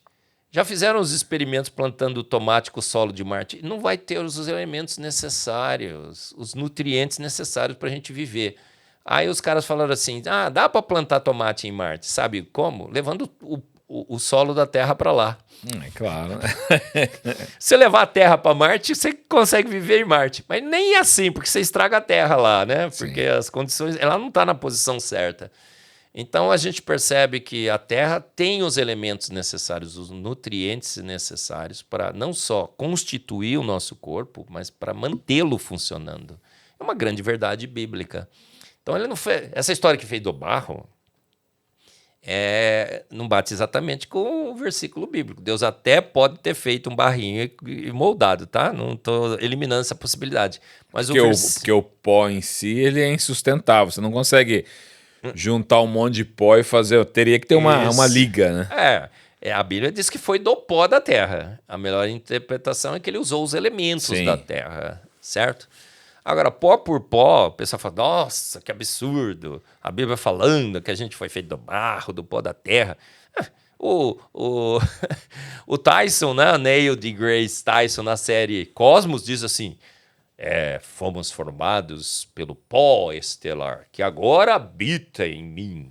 É o pó estelar. A teoria naturalista diz que foram explosões de supernovas que criaram aquele pozinho que se formou, constituiu na Terra, e aqueles elementos também acabaram formando a vida na Terra, naquela sopa ácida, escaldante e venenosa. Então, pó por pó, as duas teorias falam de pó, tá? Agora, eu acho que o pó da Terra moldado por Deus é muito, muito mais provável do que moldado forças naturais acéfalas e despropositadas. Sim.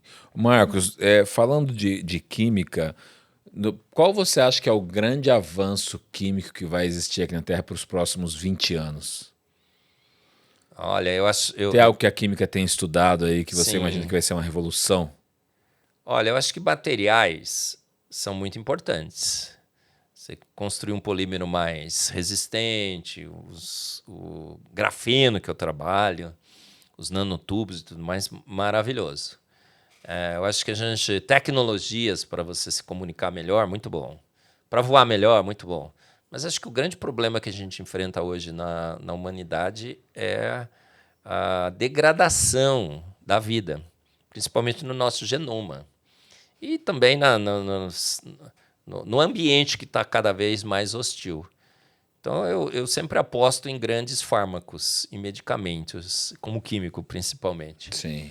Então, medicamentos que consigam reverter essa degradação genética, consigam combater os males que essas degradações têm trazido.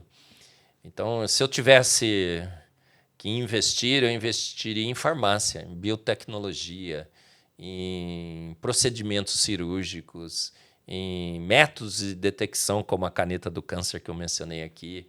É isso que a gente faz hoje no nosso laboratório. A gente está desenvolvendo metodologias de screening de patologias.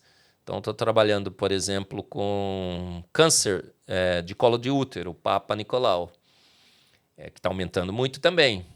E com a canetinha da Lívia, minha filha, a gente está tocando no colo do útero e já tem o resultado imediato. Se há ou não uma degradação ali naquela região. Uma possível célula cancerígena. Cancerígena. Então, você diagnosticando antes, você pode tratar antes. Câncer de pele também, com a caneta a gente está fazendo um método. Você tocou, já tem o resultado.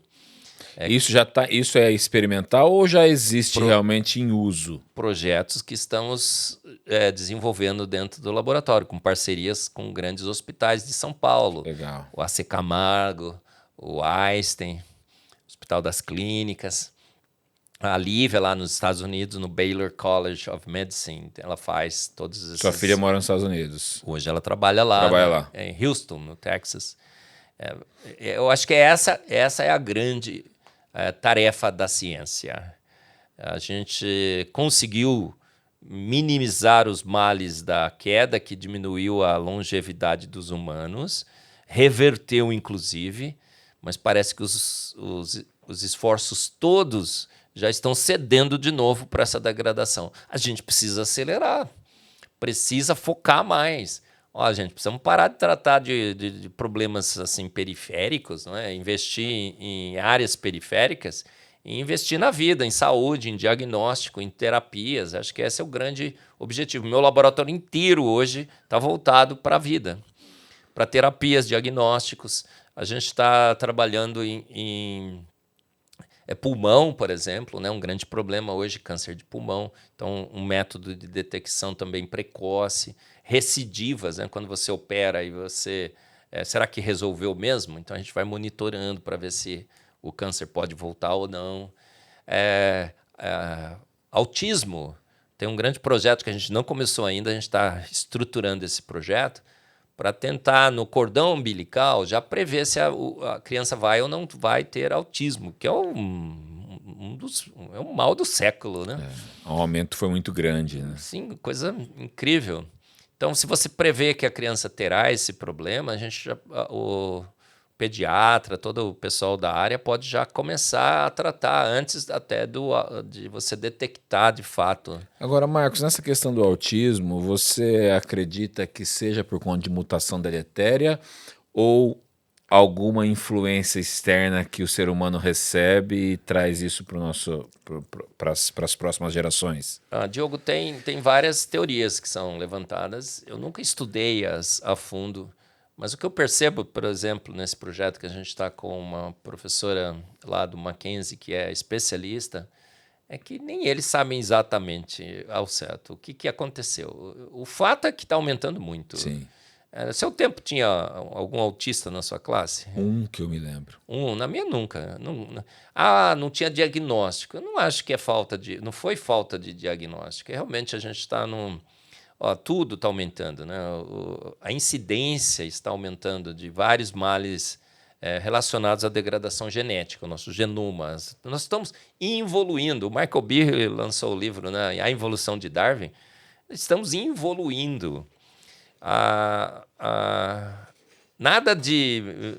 Depois que Deus declarou que tudo era muito bom, não dá para melhorar, né, Diogo? Sim. Concorda? Concordo. É só... E aí a gente, com a medicina, com a química, com a farmácia, acho que essas 3 grandes áreas hoje, né? Bioquímica, química, farmácia e medicina, a gente precisa minimizar esses males, porque Deus é o autor e consumador da ciência. Deus criou a ciência também. Sim. Ele capacita os homens para que eles possam inovar, possam criar, possam minimizar esses males. Essa é a grande área hoje da ciência, viu, pessoal? Você está entrando em ciência, vai estudar alguma coisa? Foque nessas áreas, porque é onde a gente realmente precisa de grandes cientistas. E os cientistas hoje nada mais querem do que fazer com que o homem, de alguma maneira, volte a ser aquele homem original, eterno. Porque muita gente tem o desejo de não, o medo da morte, o desejo de não morrer, de ter uma vida muito longeva. Então, esse é o grande desejo dos homens hoje, né? Eu não sei em que lugar que eu menciono isso. Acho que eu fiz um podcast uma vez. Que até tem um cientista aí que declarou que o homem imortal já nasceu, que está entre nós, que não vai morrer, porque esquece, por ilusão. Tem um versículo bíblico que diz que a nossa vida foi limitada por Deus para 120 anos. Tem uma brasileira agora com 116 anos. Não passa de 120, gente. Acho que a que mais viveu na Terra, oficialmente registrada, deu 123, uma francesa lá. Eu acho que ou está dentro do erro, né? Porque 120 mais ou menos algarismos significativos, pensa Sim. assim. Então é 120 mais ou menos 10, né? A primeira casa antes da vírgula. Ou alguém errou nessa conta aí de 123. Esquece, com a ciência a gente nunca vai atingir... nos tornarmos eternos, só pela graça de Cristo, né? Amém. Marcos, e tudo isso que a gente conversou, acha nos seus livros? Tá aí? Sim, boa parte, Diogo, principalmente de química, né? Porque os livros falam bem. Eu acho que bem didaticamente também, como procurei apresentar aqui, no Fomos Planejados e no Antevidência, sim.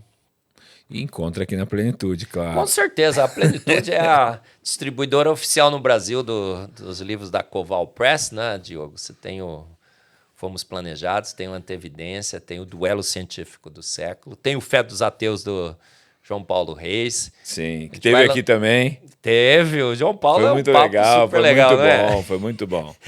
Eu chamo o João Paulo do pitbull do design inteligente. Foi muito bom. Ele Mas outro dia eu fiz uma live com ele, cara, um podcast com ele, que eu tava mais pitbull que o João, viu, gente?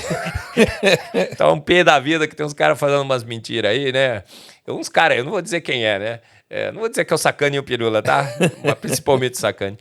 O Antevidência é um livro incrível também, né? Outra bênção de Deus. Quando eu lancei, eu já falei aqui quando eu vim da outra vez, né, Diogo, que ele ficou em primeiro lugar na Amazon em bioquímica e em evolução. Outro dia aqui no Brasil ele estava em primeiro lugar em biologia, na frente do livro do Darwin, A Origem das Espécies. Legal. Ele varia ali, agora ele está em primeiro, segundo, terceiro, né? Então, e o Fomos Planejados é um best-seller, já vendeu mais de 100 mil cópias. Aí você fala, poxa vida, professor, tem livros que vendem milhões, deve ter o seu best-seller aqui, deve vender milhões, né? Sim. Mas um livro que fala de uma ciência anti-darwinista... Mas um livro vender 15 mil, ele já é um best-seller. Mas pensa 100 bem. mil é um super best-seller. Um livro que vai contra a maior ideia que o homem já teve, a evolução. Um livro que bate de frente com Darwin. Um livro que aponta para Deus. Vender mais de 100 mil cópias, né? Sim. Realmente você tem que colocar aí um fator de compensação. E você vê que é sensacional. O Antevidência está aí em primeiro lugar em várias várias categorias. Ele já teve entre os 1.000 mais vendidos da Amazon, Diogo. E a Amazon distribui milhões de livros. Muitos livros. 60 milhões, outro dia alguém me falou. Muito livro. E nessa época que ele estava entre os 1.000, que ele ficou nos 1.000 mais vendidos, obviamente, eu fui lá e abri a lista dos 1.000 mais vendidos para saber quem estava lá. E quem que eu fiquei procurando? Um brasileiro muito famoso. Marcos Eberlin. Não. Que poderia estar, não eu, né, mas outro brasileiro muito famoso que poderia estar entre os 1.000 mais vendidos. O vendedor de livro no Brasil. Café com Deus Pai? Café com Deus Pai, sim, mas...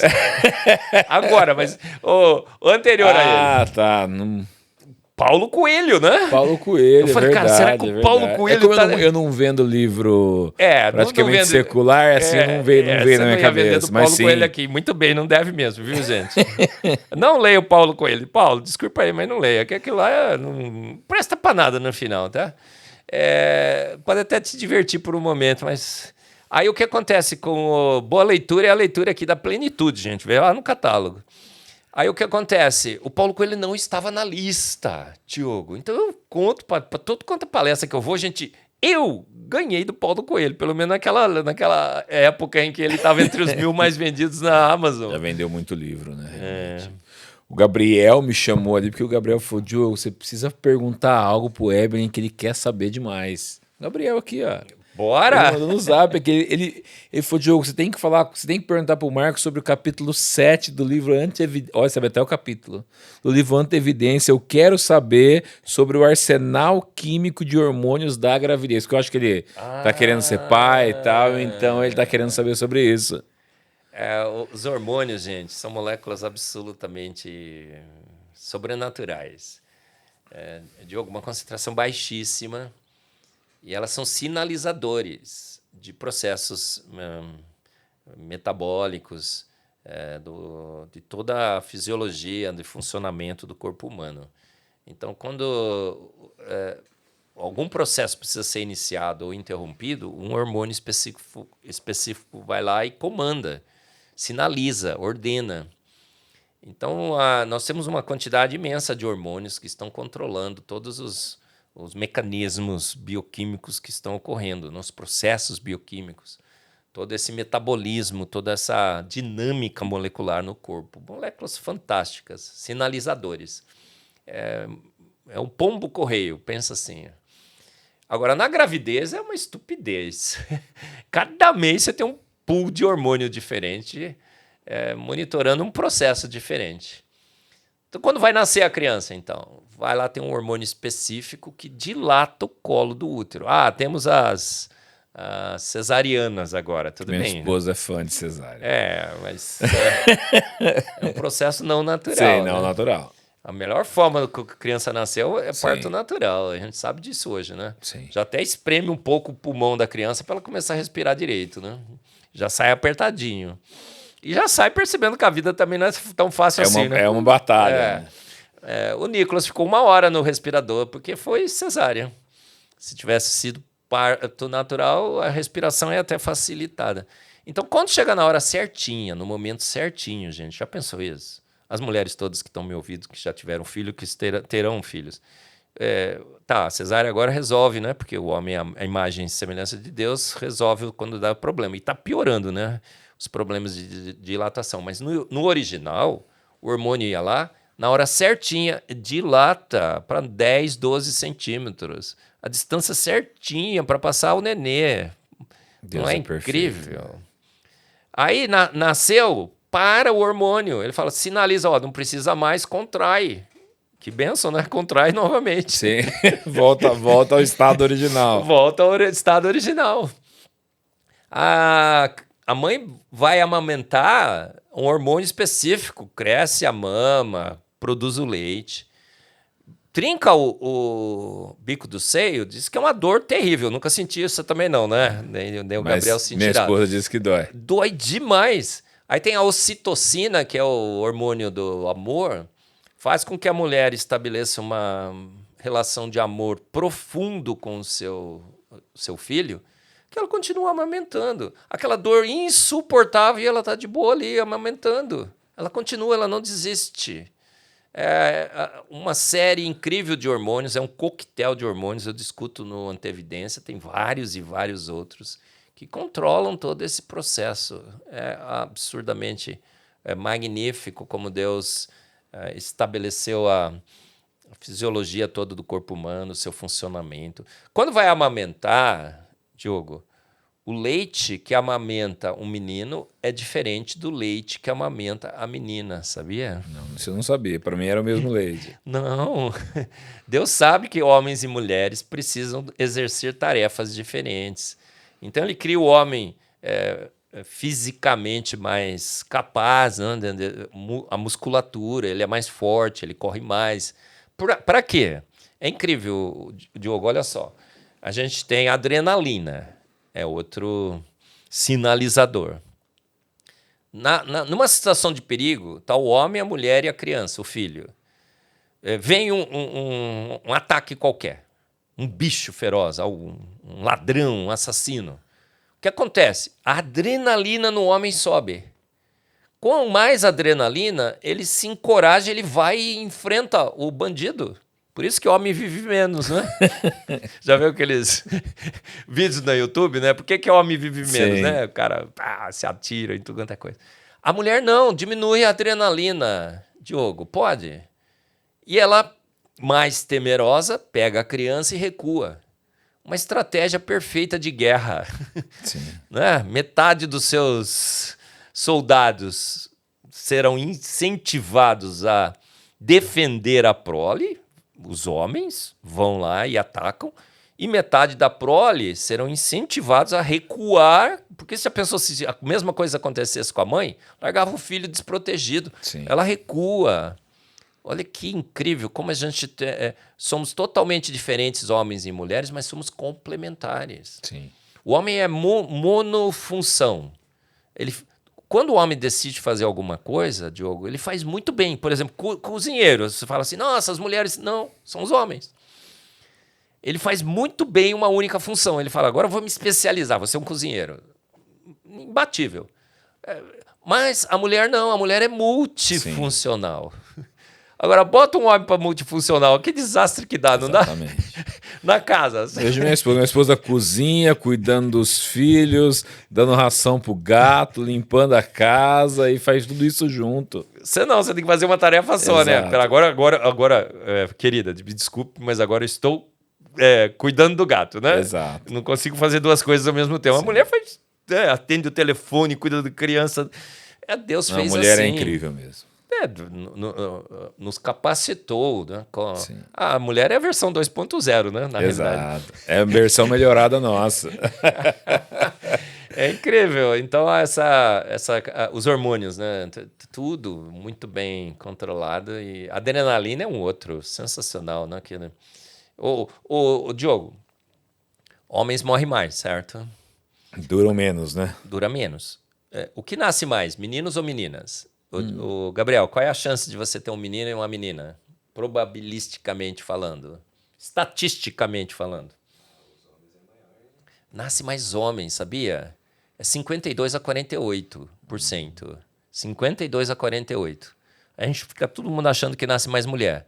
Mas chega no fim da vida, tem muito mais mulher do que homem, porque o homem morre mais. Sim. Então, em que idade? Porque nascem mais homens e menos mulheres. Mas as mulheres vivem mais. Então, a população de homens e mulheres, no início é maior para as mulheres, no final para homens. No final é maior para as mulheres. Então, em algum ponto durante a vida de homens e mulheres, as populações se igualam. Em que idade?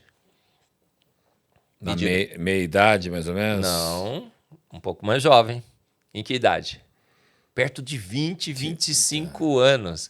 Aí eu digo no Antevidência que essa é uma antevidência casamenteira. Deus prevendo que os homens morreriam mais, porque ele sabia, inclusive, ele põe o homem para ter mais adrenalina em situação de perigo e para ele enfrentar o perigo. Ele fala, vai lá, garotão. Vai lá, mostra que você é. Mostra que é homem, vai lá, né? Ele falou assim, mas vai morrer mais. Então ele falou, então vai ter que nascer mais. Calibrado certinho, Diogo. Antevidência, a capacidade de prever um problema, e de antemão providenciar a solução. Antever isso, né? Antevidência casamenteira. Ele falou, ó, garoto, você tem 20 anos? Saiba que tem o mesmo número de homens e mulheres no mundo, então a tua tá aí reservada para você só não tá achando. Tá bom? E as mulheres idem, é a mesma situação. É algo que eu, ouvindo agora, é interessante, algo que a gente nunca parou para pensar. A gente não parou para pensar nisso. A quantidade de homens e mulheres no mundo, como isso é balanceado realmente, né? E o leite materno também é dirigido para homens ou mulheres. Pela composição do leite materno, você sabe se a criança é um homem ou uma mulher. Você pode fazer esse diagnóstico. Eu até estou pensando aqui em fazer alguma coisa de análise química para diagnosticar isso. Incrível, tudo muito bem. É um ajuste fino. É o fine tuning, que é um dos argumentos do design inteligente. A gente não vê esse ajuste fino só no universo, nas constantes universais, na distribuição dos planetas. A gente vê na química, na bioquímica, na vida. É tudo extremamente bem ajustado. Qual é a chance disso ser produto de um processo natural não guiado? É 0 vezes 0 vezes 0 vezes 0. Então, se você não crê em Deus, você não acha que foi Deus que fez tudo isso, quem está nos ouvindo, né, Diogo?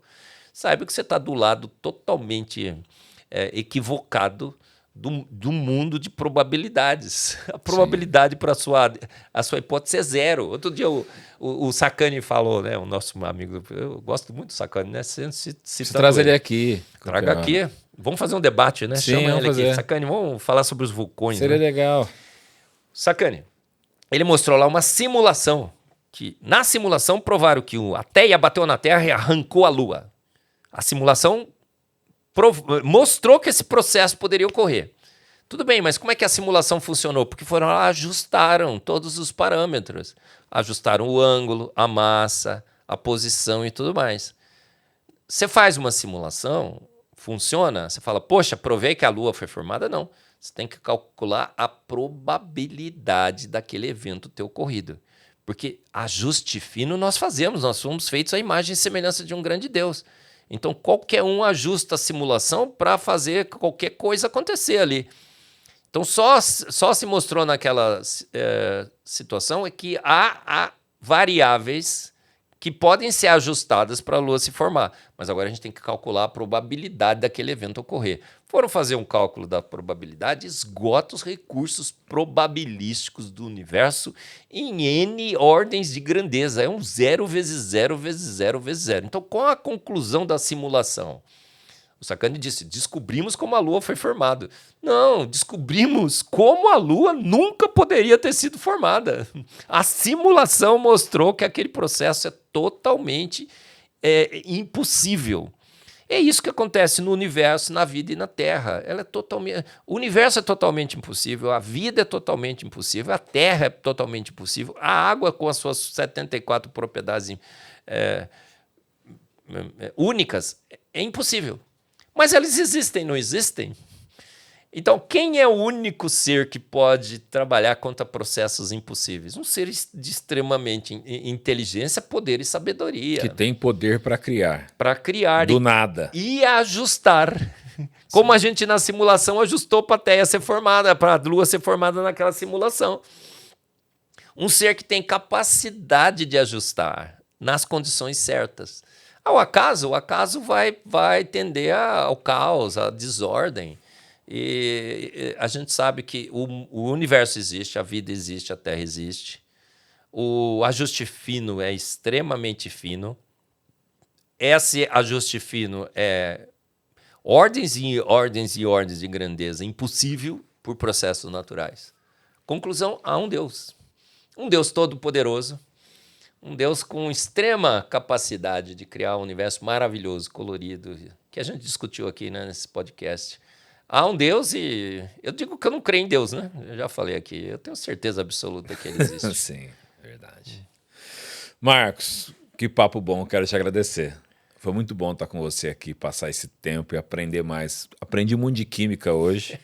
Mudei meu conceito. Vou ser um bom aluno de química agora. Foi muito bom, obrigado. Quantas ligações de hidrogênio em média por molécula a água forma, Diogo? 2. Obrigado, viu? Aprendeu com os universitários, Agora eu não né? esqueço mais. Bom, vamos fazer uma promoção nos livros, né, Marcos? Que eu acho Bora. que isso é importante também, né? Bora. Primeiro, Gabriel, deixa aí as redes sociais do Marcos também, coloca aí para o pessoal encontrar aí o Design Inteligente, encontrar o Marcos aí nas redes sociais, acompanhar você aí, tá bom, Marcos? E o Gabriel, inclusive, tá aqui que cuida das suas redes sociais, Bora. né? Se ele não souber a rede social, cara, vai ser um vexame, hein? Pelo amor de Deus, sabe de cor, né, Gabriel? Agradecer o Gabriel, gente. A gente teve um boom aí maravilhoso de audiência nesses últimos meses. Gabriel tomando conta, arrumando tudo mais. Ele tem aprendido a trabalhar com isso. Acho que é aqui na plenitude, viu, Diogo? Tá evoluindo. Ele tá em evolução. Tá em evolução. Tá. Por design, o design dele tá ficando cada vez mais inteligente. Mais inteligente. É isso, A melhorou. CPU dele tá melhorando. Maravilha. Nós vamos deixar um cupom de desconto aí. O cupom de desconto vai dar 10% de desconto para você nos próximos 30 dias após a publicação desse podcast, tá bom? 30 dias após a publicação. Então você vai ter 10% de desconto nos 2 livros, dos 3 livros, tá? Vou colocar também o Debate do Século junto aqui também nessa promoção, que ele não tá aqui, mas são 3 livros, tá? Então se você digitar lá no nosso site Marcos Ebelin, você vai encontrar os 3 livros e o cupom vai ser TDI, tá? Teoria do Design Inteligente. Então vai ser esse o cupom para você usar e ter 10% de desconto nas suas próximas compras, beleza? Beleza, Perfeito. Marcos? Podemos sortear um livro também? Podemos. Vamos fazer o seguinte, olha, o primeiro que chegar lá no meu canal no YouTube e falar assim, assistiu o Plenicast? Isso. Vai ganhar um Fomos Planejados. Assistiu o Plenicast lá sobre a química, você vai levar um Fomos Planejados. O primeiro, segundo e terceiro. Pronto. Primeiro, segundo e terceiro. A gente vai dar um Generoso. Fomos Planejados, o Antevidência e o Duelo na ordem. aí. Você assiste o Plenicast e aí você vai ter que responder quantas ligações de hidrogênio em média por molécula a água forma, provando que de fato você assistiu aqui o Plenicast. Que eu já sei agora que eu aprendi. Marcos. Obrigado. Marcos é um amigo, um prazer estar com você mais uma vez e aprender tanto com você aqui. E logo, em breve, você vai voltar aqui que a gente vai fazer esse debate aqui, beleza? Bora. Chama o Sacani aí, vambora. Vamos fazer? Vamos discutir sobre os vulcões. Então, beleza. Pessoal, é isso. Deus te abençoe. Obrigado aí por participar do Plenicast. Curte aí, compartilha. Nem pedi isso no começo, mas vou pedir agora para você não esquecer. Curte, compartilha, se inscreve no nosso canal, isso não te custa nada e vai ajudar muito a gente, tá bom? Deus te abençoe e até a próxima.